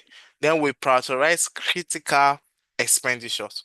So remember, in the former section, we were talking about smart budgeting and financial planning. We talked about what is urgent and what is important. And we're talking about coming up with a list and categorizing them. So one of the things is that for planning for financial shock is that you need to prioritize critical expenditure. What are the most sustained activity? What are the core things you need to be able to do, and you need to be able to spend money on, to be able to make sure that you are still relevant, and you are still, I don't want to use the words you are still in business, but you're still relevant as an organization, and you can actually still meet up with meet up with your vision, meet up with your mission statement, and also meet up with why you started that first. So you need to identify your most sustained activities. Next is that you define what can be paused or scaled back temporarily. So based on the answer that a lot of you are giving, talked about activities that can be paused. So part of planning for financial shock is that you can also look at everything you're doing and like, okay, should in case some things happens, what are the things that can be paused, right? What are the things that can be paused? All right. Then you establish emergency decision protocols. So establishing emergency decision protocol just talks about, should in case there's any of these risks that does happens, how do we quickly make a decision, right? So how do we jump and just quickly make a decision to just ensure that we don't slack and we take due of the moment very fast? So how do we make a decision immediately there's a cut from any of our donor, or immediately there's political instability, or immediately there's just a structural change, or there's a financial change, an economic change, or a technology change that has affected our income, or affected our expenditure, or affected how we basically do projects. And then that one can just be there's political instability. I think from the introduction video that was played before the seminar started, somebody talked about insecurity from dealing with women. So what is our decision protocol if there's an insecurity where we are actually doing a lot of the intervention? How do we basically just make quick decision? Who approves budget allocation, and what is our threshold? So a part for planning for financial shock is that you are going to ask yourself, who is the person within us as a team that's approving budget? If you are the only one that approves budget, it's also fine, but sometimes it has a risk that has to do with it. Should in case that there's an emergency with you, will the organization shut down and wait for you to come before budget is basically approved? Then what is our threshold? Remember, budgeting does helps you plan and anticipate how much you're going to spend. So there should always be a threshold to your budget. It's part of financial shock and emergency planning. Then, of course, communicate properly. Because of you work with a lot of person, you work with your staff, we work with your funders, you work with your stakeholders. How do you basically put communication out there? So I'm just going to put this word here. So there was a particular person that I did investment with. And when I was doing investment with him, and I just discovered his investment company started having issues with the investors, right, that were bringing money to him. And I sent him a DM, and I told him that, say, I'm foreseeing your organization going to have an issue. Let me come up with a communication plan for you for free, right? I'll come up with a communication plan that you can be able to communicate to people and tell them and win the investors' trust and not have issues. And the guy did not answer me. He just shrugs what I said. And within 2 months, the guy landed in, if you're in Lagos, Nigeria, you know what they call Panti, is a police station where they normally keep criminals. And the guy landed there. Why? Just basically no proper communication. So you need to also have a communication protocol, and be very proactive with communication. How do you communicate with your staff to share with them the plan and engage them with solution if there's a crisis? For your funders, how do you communicate with them to show that you are transparent and you appreciate the honesty and professionalism? Being transparent means, okay, this is what we plan to spend money on, and these are the things that has happened that has stopped us from spending. Can you, of course, increase your funding to us, or we have to cut down on some certain stuff if more funding cannot be given to us? Then, of course, what are your stakeholders, showing how you are managing risks, responsibly. Okay, so I have to be fast. Reserves and contingency plan. So a very good way for um managing shocks and emergencies for you to have reserves. So reserve just talks about you having financial savings set aside for future unexpected events. As a organization, you should have savings. I normally suggest to a lot of our clients that we work with is that you should have a bank account as an organization that you don't touch. You just basically put money inside from part of the funding that you get. You pick a part, whether it's 10% or 5%, you can pick and say from every funding that comes in going forward, 5% goes to this particular account, not touched. We'll just maybe put it on fixed deposit that we can withdraw anytime. It helps you to save towards emergency, so that when there's an emergency, you have a pool of funds that you can actually fall back to while you are strategizing to start getting more donor in.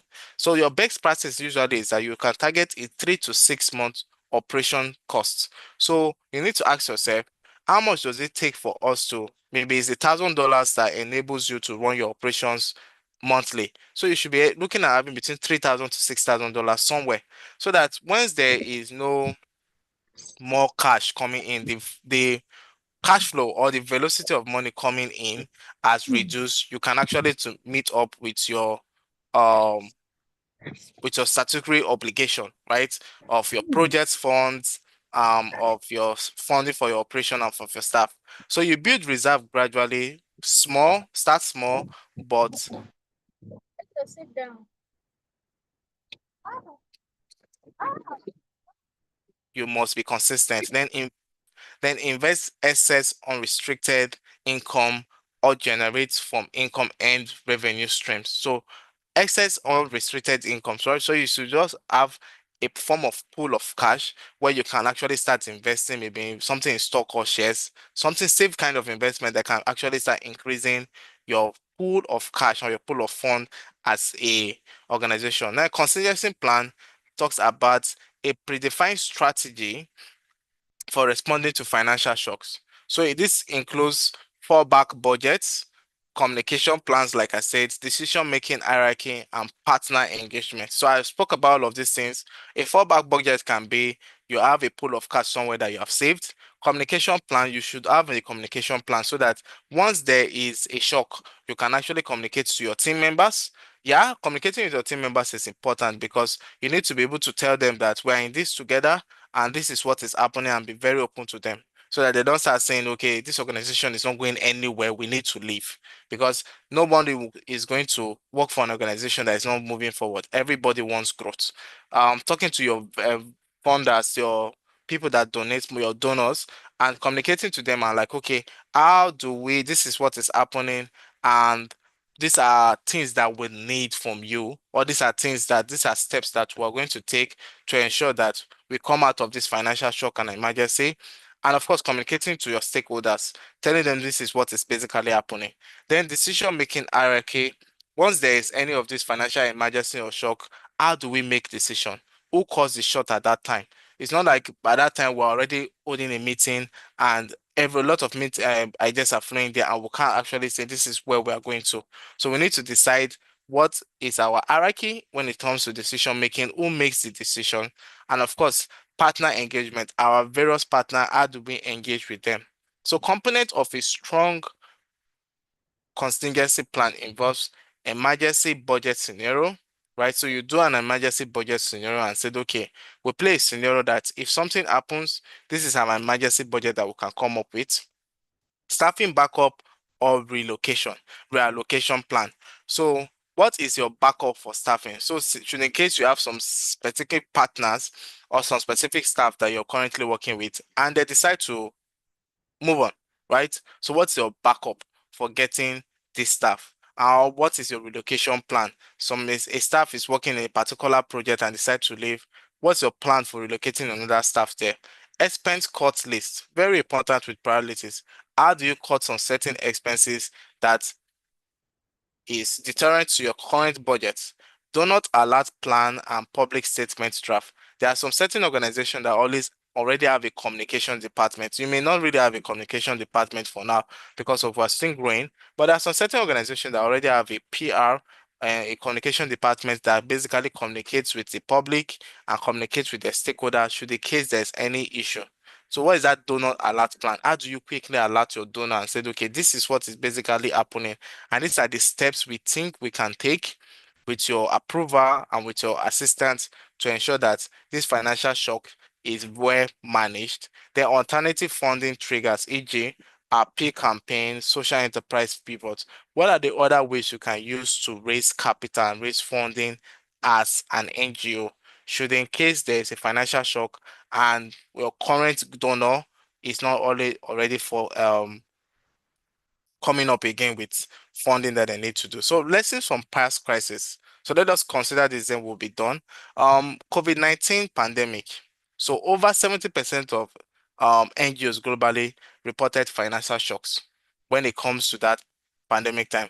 Organization with reserves and flexible model continued impact. Why? Because remember, they had the reserve, they had money that they had already stored somewhere that they can actually to use to meet up with their statutory regulations, statutory requirements, with the administrative costs, and with, of course, all the project activity.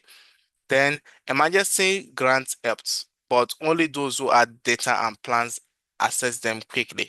So one of the things you need to note if you are looking at getting funding is that you need to always keep your ears open. They call it keeping your ears on the floor, on the ground. So you need to keep your ears open and you need to do a lot of networking too. So during that COVID-19, some people still got funding, but it were people that have access to information, access to data, and could be able to plan and quickly move and make do of the opportunities that came. So these are some insights. Diversification is key. Don't depend on one funder. Please and please don't depend on one funder. You can have a major funder and other subsidiary funder so that once this major funder is not coming up again, you are not put out of operation, right? Next is that you need to have emergency budget and stories ready before the crisis hits.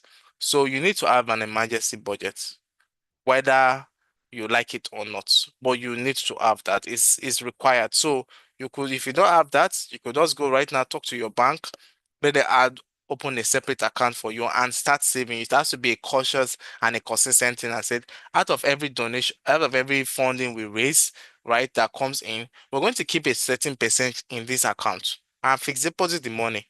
As the money grows, we can then build an emergency budget fund so that should in case there's a financial crisis, we are not put out of operations. Then, of course, you build a relationship with donors in peacetime and they will trust you more in emergency. So you need to work on your communication with your donors. Ensure that you communicate properly with them and manage that stakeholder relationship so that when there's a time of an emergency, they can actually trust you well. So to end today, we're just basically going to take a very short case study. So Upworks, an education nonprofit in Ghana, lost 60% of funding in 2020, then 70% of funding after USAID closed operation in Africa. Proposed strategy to curtail financial shocks and emergency. So let me get some answers let me get some answers in this thing. So OPOX is an education non-profit in Ghana, and 60% of funding went during COVID-19, and 70% of its funding. After that, they got up a bit, and after that, 70% of the funding after USAID they closed operation in Africa. So, can you come up with some strategies to just help them curtail financial shocks and emergency? So, let's get some answers for that. Then we can, yes, let's just get some one or two answers. Then we can basically go to our Q&A section. So I'm looking.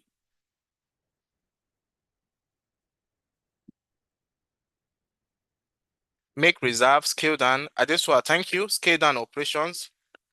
Thank you. Even though Adesua, your answer is a little bit holistic, or need to be more detailed, but it's fine. Scale down operations, right? Make reserve. Osman Rahman. Yeah, thank you. Make reserve. Making reserve is very, very important for them to start making reserve. Yeah. Okay. Let's just take only one more person then. Yes, work out communications that appeal to all stakeholders. That is from Martins. Uh, Michael said reduce reliance on a single donor, very important, or grants by exploring corporate sponsorship, crowdfunding, membership programs, and of course, end income strategy. Very, very good. So, guys, thank you very much. Thanks for your time. Thanks to Art Foundation, and it was nice speaking to you all. So I think my actions for you today is that conduct a financial risk assessment for your organization. Look at your current donors. Look at what are the financial risks that occurs. Political, market changes, changes in donor. Start drafting your contingency framework. Come up with a contingency plan and say, if my donors end today, what are the things I can do to make me still stay relevant? Or I'm shutting down my NGO. And that is just it. Because money is like the lifeblood of your is money is like the wheel that rolls what your NGO does. And of course, commit to building 1 to 2 months. I would suggest to you between 3 to 6 months of your operational reserve this year, right? So you can just say within now and the end of the year, I should be able to build a operational reserve that can take me between 1 to 2 or 3 months. So thank you very much. And I think we're moving to the question. So thank you. Thank you all. Right. Thank you so much, Mr. Makonoja. Do you want to drop your clap ovations, drop your flowers, your excitement in the chat room? Thank you so much for that. I think one thing that has cut across both presentations for me is the fact that as nonprofits, we need to diversify our funding source. That's something I see has come up again and again and again. I'll not take too much of your time. I'm launching another poll now, and I need you to just quickly respond to the question, and then we go to the Q&A session. Okay, so which of the following is true about smart budgeting? Mr. Mark just, did a session on how to budget smartly. Does smart budgeting ensure efficient use of limited funds? Does it improve decision-making and prioritization? Does it prepare the organization for future uncertainty? Or is it all of the above?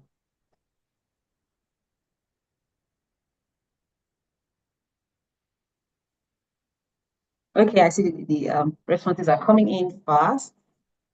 All right, we shut down in a few seconds and then we go to the Q&A session. Yes, almost 100% of us say all of the above. Thank you very much for your responses. And then right about now, we go on to the Q&A session. So I'm going to the chat room to see the questions that we have so that our speakers can respond to them. Thank you so much once again, Mr. Mark Onoja. I really, really found that very, very impactful. I can imagine how much knowledge you wanted to cram into 30 minutes because we don't want to take too much of our participants' time. We know they have to go back to work. However, this is streaming live on YouTube, and once we finish, it's going to be there on YouTube. Please go to YouTube Art Foundation to go and catch up if you feel like you missed anything. We'll also share the presentation as promised. So right about now, I'll go to the questions and we can have Dr. Apia come back on stage, and Mr. Mark Onoja.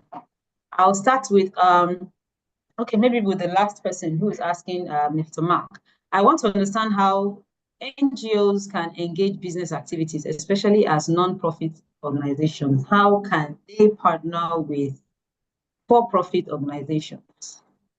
So engaging in for-profit organization, is it to raise funding or to do projects together? So I think I will need a context to that before I can basically answer more to that.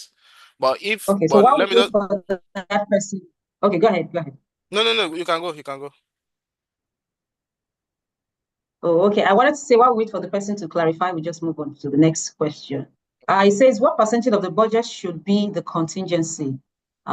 Should it just be any amounts that So had it to depends begin on with? your plan. It depends on your plan. So you can say that I want to save 10%. I want to save 20% of every funding we get. 10% of our funding goes to this particular account. It's not touched. But your focus is that you need to build within 3 to 6 months contingency plan. So you need to build 3 to 6 months of, the foundational part is asking yourself, what do we normally spend money on to keep us afloat? Our operational costs, meeting up with all of our obligations, right? Maybe some projects that we have to do monthly. So you can just say yourself, what are the projects we have to do monthly? You have all of those things together, create a list, prioritize the list, and said, out of all of these things, maybe it's $2,000 every month.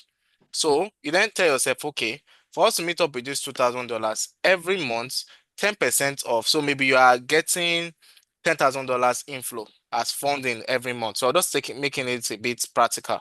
So if you're getting $10,000, you can then say, okay, we're going to be saving $500 or $1,000 out of that $10,000 that comes in.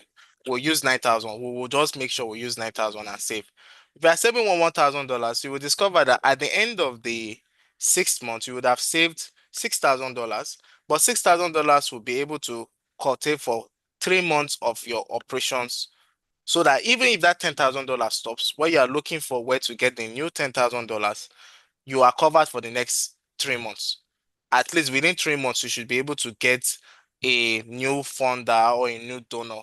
So basically, that's how to plan. You understand what your obligations are, then you come up with strategies to meeting the obligations through having like a budget, or you're having like a pool of cash somewhere that is untouched. You only go there if there is an emergency, that all options have already been exhausted.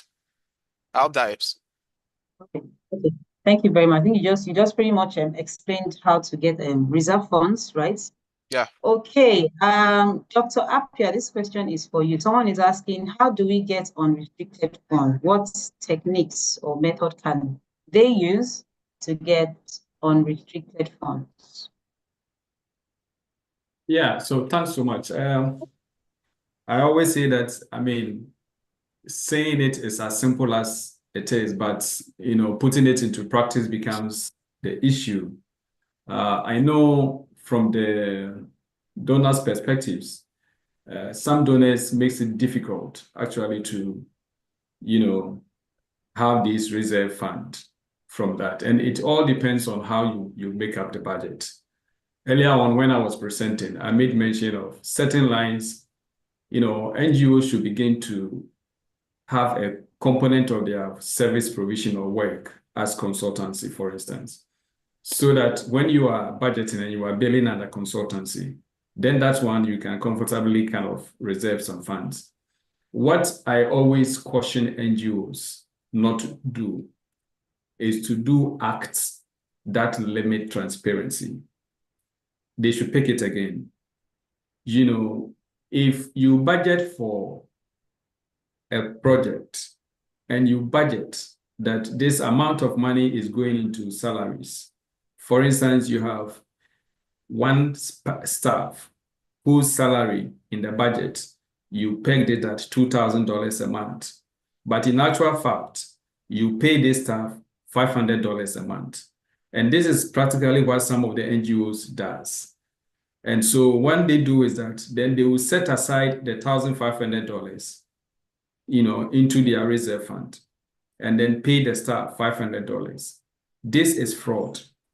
This is not transparency. Donors want to see how much you have paid to the staff. So that is what you need to do. So now back to the question, how best do we handle this? One is to have a negotiation with the donor, if it is permissible, so that you know that this is my policy. My policy is that whatever that we get from funding, 10% of this goes into administration, and we do not account for this. So if I am getting $100 fund from this donor, he knows that 10,000 of this goes into operations or administration. And then you manage your administration fund in such a way that you can have reserve to put into your reserve fund. That is allowable, but do not hide the facts from the donor. Either than that, your future is also you are putting that thing at stake. So that's what I would say on that. Earlier on, we made mention of setting maybe 10% of your funding, into an account and all that. It is also not as simple as it is. It all depends on the agreement that you have with your funding or funders, and basically you need to comply. If you have an agreement with a donor that does not allow for reserve to be created, please don't find a way of getting a reserve. Best is to negotiate and get the approval from the donor to do so. That is financial transparency, and that is sustainability. That means that you are resilient. Thank you. Thank you very much for that. Okay, so Osman says, well, you cannot just save money of donors as the funding is specific to a purpose. I suppose that the response from Dr. Appiah now answers that concern. So he has mentioned that you need to have that conversation with your donor. If they say it is okay to have that kind of reserve fund, then fine. But if they say no, then that means we need to look elsewhere. Thank you very much for that. Okay, I'll move on to this other question. Yeah, what are some practical on, steps sorry, or tools? Before you move on, okay, let me say that practically, donors want to depend on the organizational policies. So the starting point is for us to update our manuals, our financial policies as an organization. To have in our manual, maybe a policy that says that for every fund that we receive, this amount percentage goes into this and all that. Some donors will want to see, because once you want to negotiate with donor, the first person the donor will want to ask you is that, can you share your policy with me? I want to see your policy. If it is not already enshrined in your policy, you find it difficult to get it accepted by the donor. So as organizations, we need to update our policies to make these possible for us as we go forward. Okay, thank you. Sorry. Added to that. Thank you very much, Dr. Appiah. One of the things you also need to do is that you have to be as transparent as possible. So policies ensures that you are transparent. So once you have a financial policy that states all of those stuff, and you can be able to share it with your donors, and they know that, okay, this person is transparent. This is what, it's not like we write something and we don't follow through, right? We do this. So you can even show them, if it is possible, you can show them, okay, these are past donors who have received, and these are what we have used the funding for. It's being used for our pool of cash that we refer back to if there's a change in our economic situation or political instability. Of course, there's no donor on the face of the earth that will not want to go with someone that has transparency, which is very, very important. Okay, thank you very much for that. All right, the next question, what are some practical steps or tools you recommend for small or emerging nonprofits to build financial reserves while managing limited donor restricted funds? Would you consider social enterprise as a viable option? Yes, I would do consider social enterprise. So when, like I said, right, when I was in the Q&A section, I started answering is that it's a long-term thing. So I won't expect you to have your 3 to 6 months full of cash in the next 2 months, right? That would be, you have done some financial foreplay. So what I would advise is that you have a plan that you're working with, and tell yourself, okay, we're going to build a pool of cash and we're going to be very strategic. Like Dr. Appiah said, you come up with a financial policy and said, okay, for every of our donation that comes, this is our financial policy that guides us. Then, of course, you can look for other ways you can actually raise capital, or you can raise donors. You can talk to some corporate organizations. You can talk to family and friends that believe in your vision. You can do like a form of like a subscription stuff. There are some certain individuals that what they do is that for once a while they just look for an organization that know have transparency, that they want to like fund to help them achieve one or two projects and stuff. You can actually get funding from that. You can tell them that, okay, we'll do that project for you, but we can also get a bit of a percentage of it that can come back to us as service fee, not for ourselves to use, but for us to build like a financial reserve for ourselves. So you can just basically explore a lot of methods you can that are, of course, transparent, and they are ethical. Of course, that ethical stuff, you have to put that in. And there's nothing that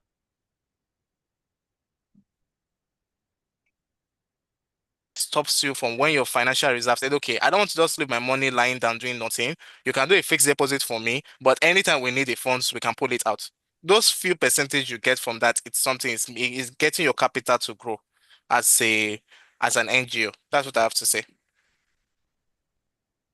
All right, thank you very much. Dr. Apia, this one's for you. How can non-profit leaders strike a balance between mission-driven spending and long-term financial planning, especially in this highly competitive funding environment?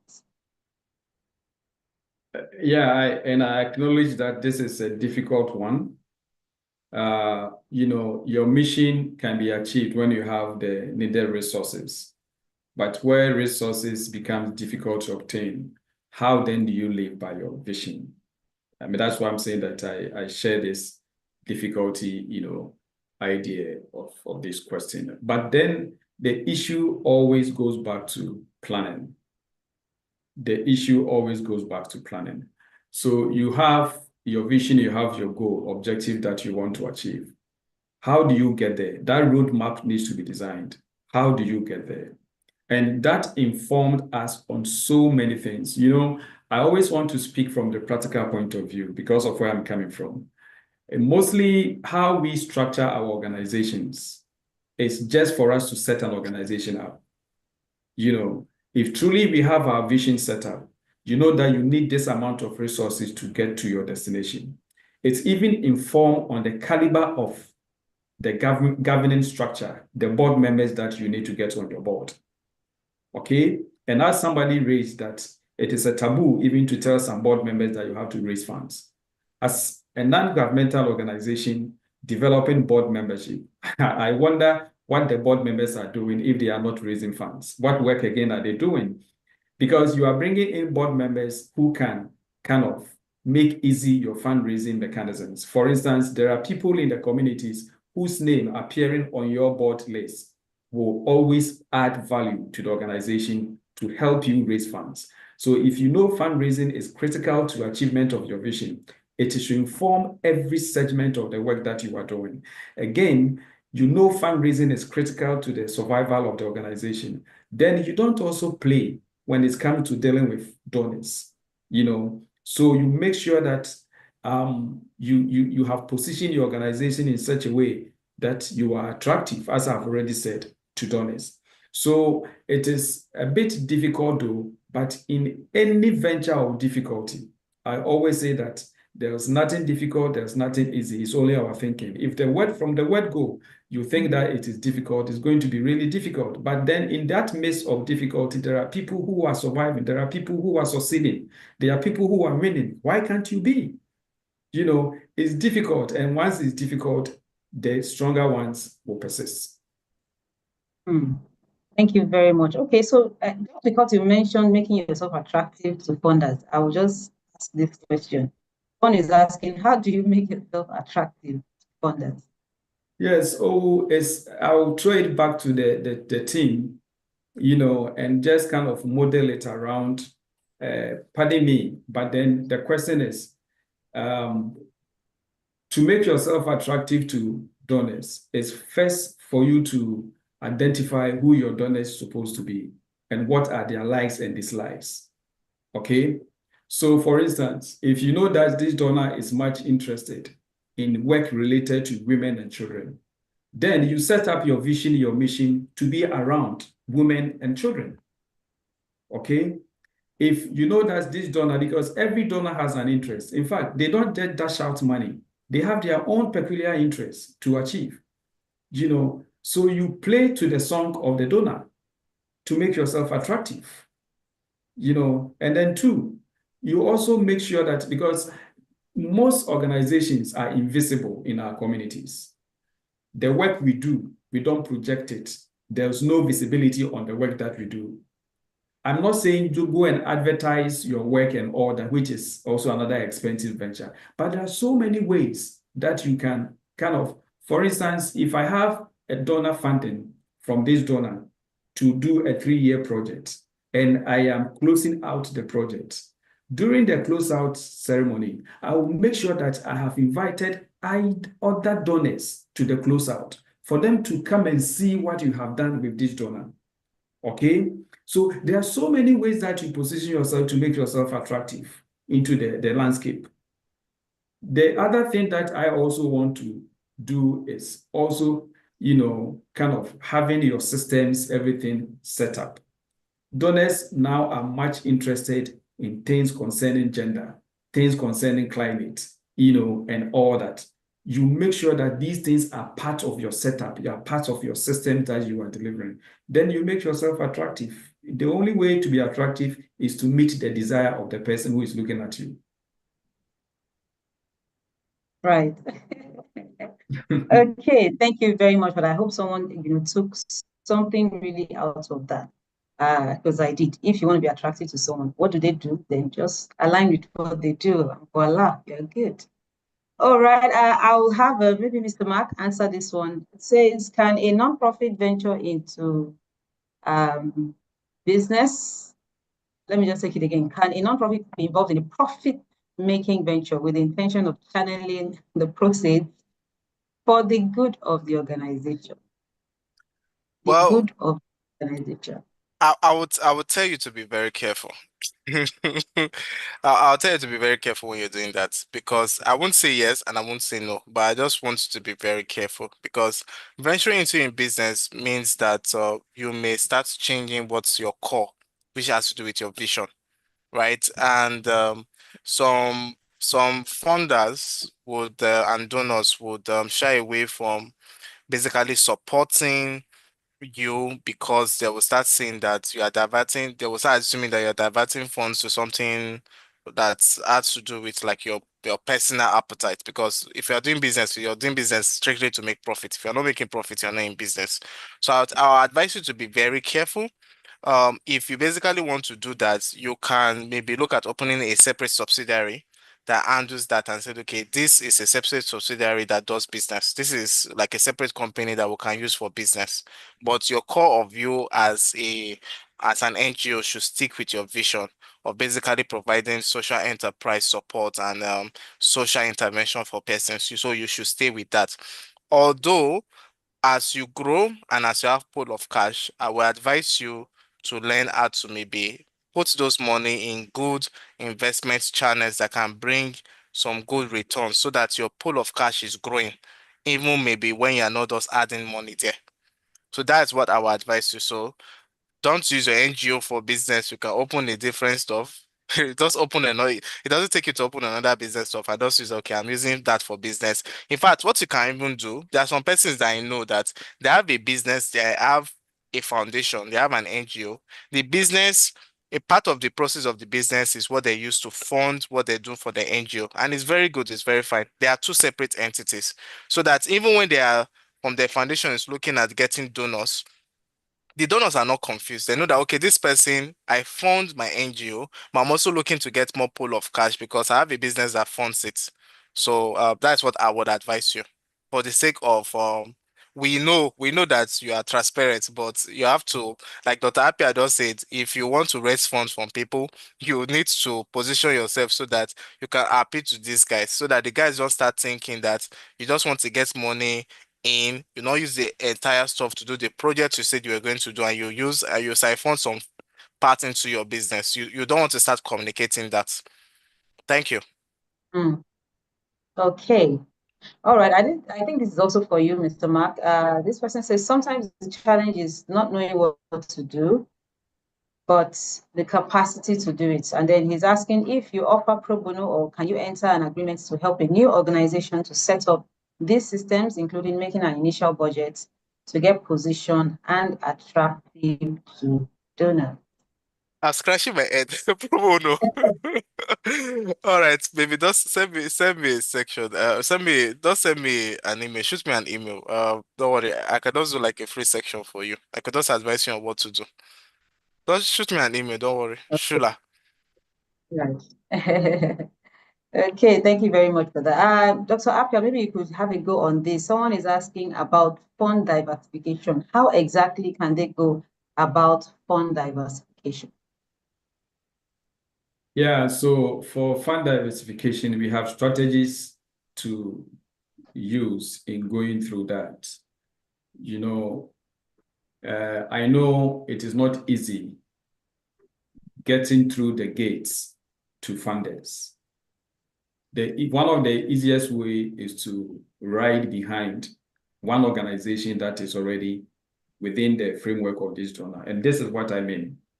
So I have an organization that has been solely dependent on USAID. I want to diversify funding, and I am looking at DFID, for instance. I know Organization B is working with DFID for a long time. I will want to work as a consortium with Organization B to assess DFID funding. And once we win, I get entry into DFID. The next time I can walk into DFID quarters alone and secure funding. That is one. The other thing is also what the football world they do, you know, is to procure people with the credibility and expertise from that donor's end. So again, my organization has been overly reliant on USAID. Now I want to get into Global Affairs Canada, for instance. For this project, then I have to recruit a manager who have previously worked on Global Affairs Canada project for maybe the past 5 years or so to be the program manager. So in presenting our proposal, it will not be somebody without Global Affairs Canada expertise. It also enhances your chances of getting into that arena. The third thing is, I just always want to look beyond just donor related in the diversification of funding. So earlier on, somebody asked, how, as an NGO, do you work with a profit entity?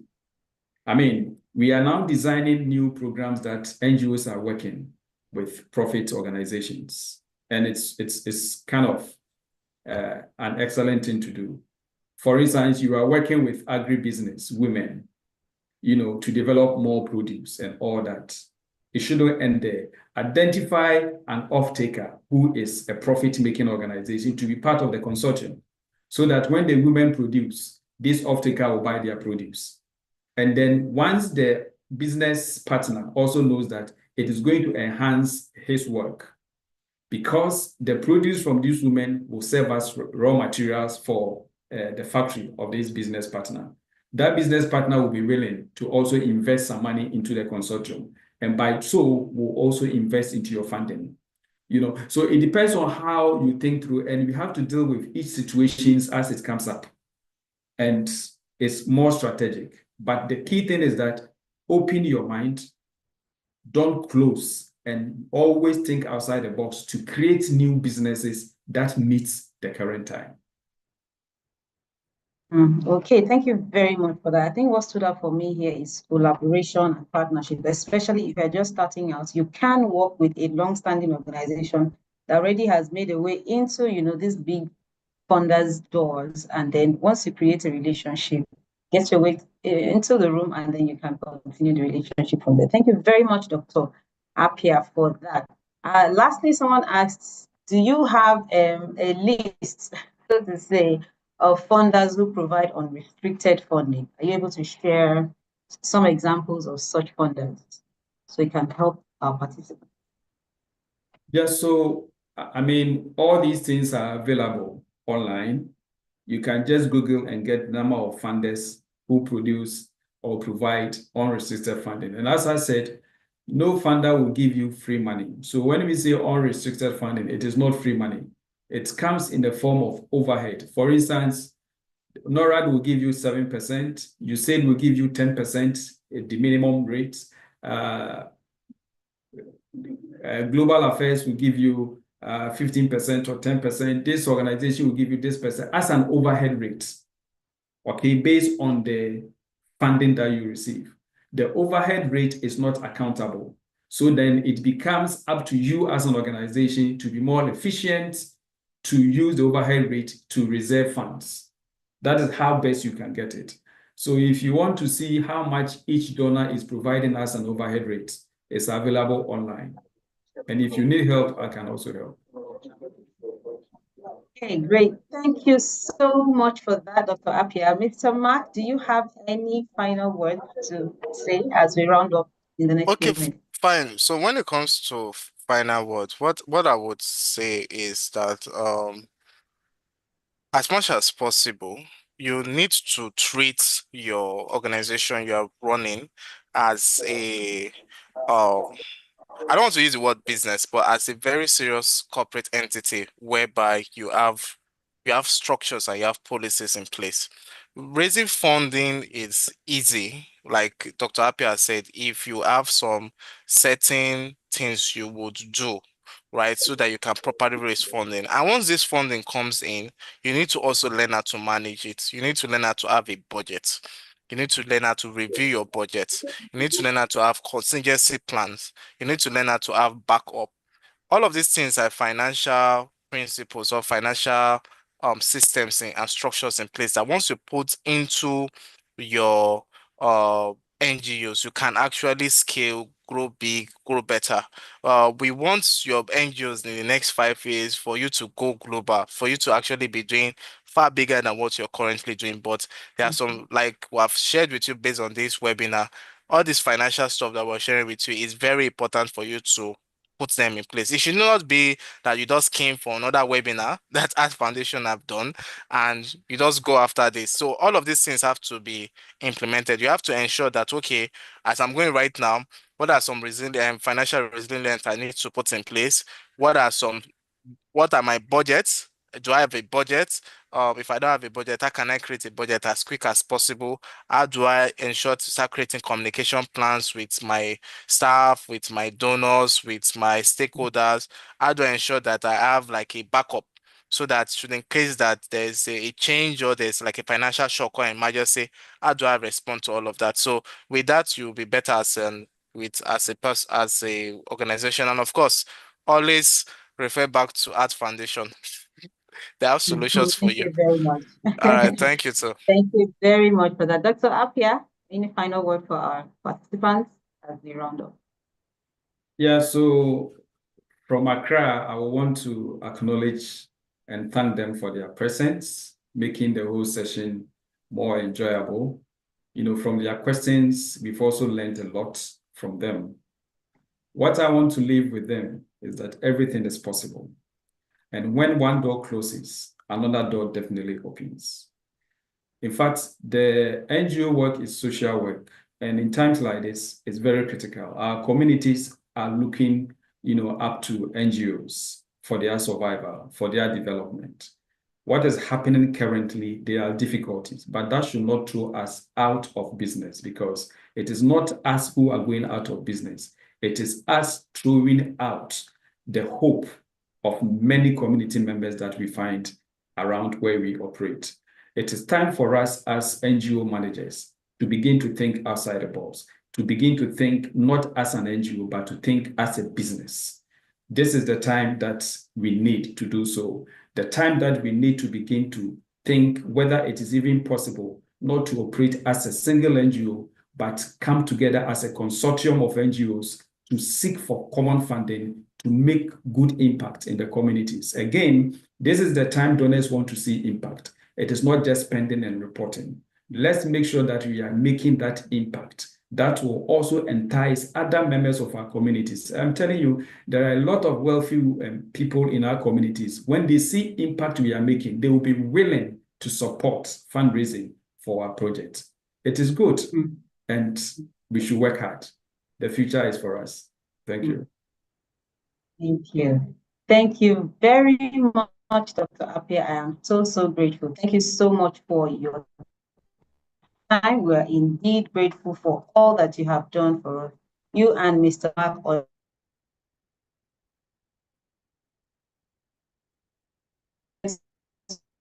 for us to work with today. So as we round up, we'll quickly take our announcement. Sport production is streaming live on YouTube, on Spotify, and other podcasts and platforms. Our last edition is on funding the future, with all of the dwindling funds and all of that. Mosunla Yadeshi is the executive director of Africa Philanthropy Forum, and she sort of she took a deep dive into how we as nonprofits can survive in these times. So please go and listen to it. Our next training, like I said, is coming up in the month of July.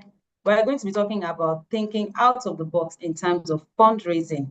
And definitely by the time we are done today, we would like to have your feedback. Let us have your feedback. So once you exit, you will see the feedback form pop up. Please fill it. And to close us formally, I'm going to be inviting our senior branding and communications executive, Omoye Oriagan, to say thank you and close us. Over to you. Thank you, Bibi. Thank you so much, Bibi. I hope you can hear me. I hope you can hear me. All right. Good afternoon, everyone, and good morning, good evening, whatever the time is, wherever you are. Thank you so much for being a part of today's knowledge series. I am certain that it was very, very insightful. I want to thank our facilitators, Dr. Enoch Appiah. Thank you so much. And of course, Mark Onoja, we are so grateful for just being very open and just giving it all out. We can tell that sessions like this are what are being paid for, in other quarters, but we give it here for free. And I think that it is something that we need to value a lot. So we thank you for coming on board. A lot of lessons that we have learned, a lot of lessons, and I'm certain that we've noted in them. One of the things that we would encourage you to do from this end is that you don't just have them written in your books. I know that we're very good with taking on slides and writing things down, but it's always very good to implement whatever it is that we have heard, from being proactive to smart budgeting, from having a contingency plan, from encouraging us to collaborate and doing the actual impact. All of these different things we have learned today, please, we want to encourage you so that you don't just come for sessions like this and at the end of the day, we can't truly see the impact. So on this note, I want to say thank you on behalf of ACT Foundation. Like Bibi has said, we'll be back again in July for another session, and we hope to see you. And we also hope that you spread the good news so that you can have other people join sessions like this that are very beneficial to us in the nonprofit sector. Thank you very much, and do have a great day. Bye. Okay, thank you, Omoye. If you do not mind turning on your cameras, we'd like to take a screenshot now. I know a couple of people have left, but it's still okay. You need to cut on your nose quickly. Please turn on your cameras and let us see your faces. Wow, awesome. Handsome and beautiful faces. Okay, we'll just hold on a bit for every other person to turn on their cameras. Good to see you all. Good to see you. Thank you for coming. Okay. Thank you too for this presentation. We have been enriched. Awesome, awesome. Okay. We've taken one shot. If you could just hold on a moment, we'll take the next shot and then we'll be out of here. Okay, Mary, are you good? Right. I am loving the smiles. Okay, just 1 second and we'll be out of here. Okay, voila, that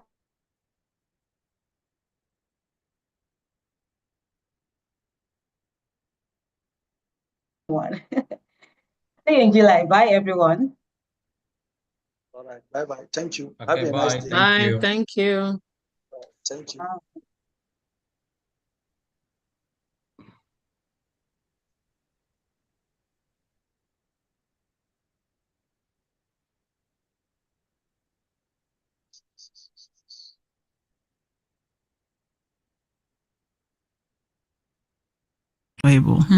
Sadly, Nigerian graduates are. Welcome to Act Pod. A lot of people say Nigerian graduates are unemployable. Sadly, Nigerian graduates are very intelligent. Being a non-profit does not automatically mean you have to be running a financial loss. You should be running at a surplus. One of the ACT Foundation camps we had in Abuja, he said he felt his eyes were gone because he could no longer thread his needles. He could no longer read, his tape rule. With just a pair of glasses, he could, regain his sight.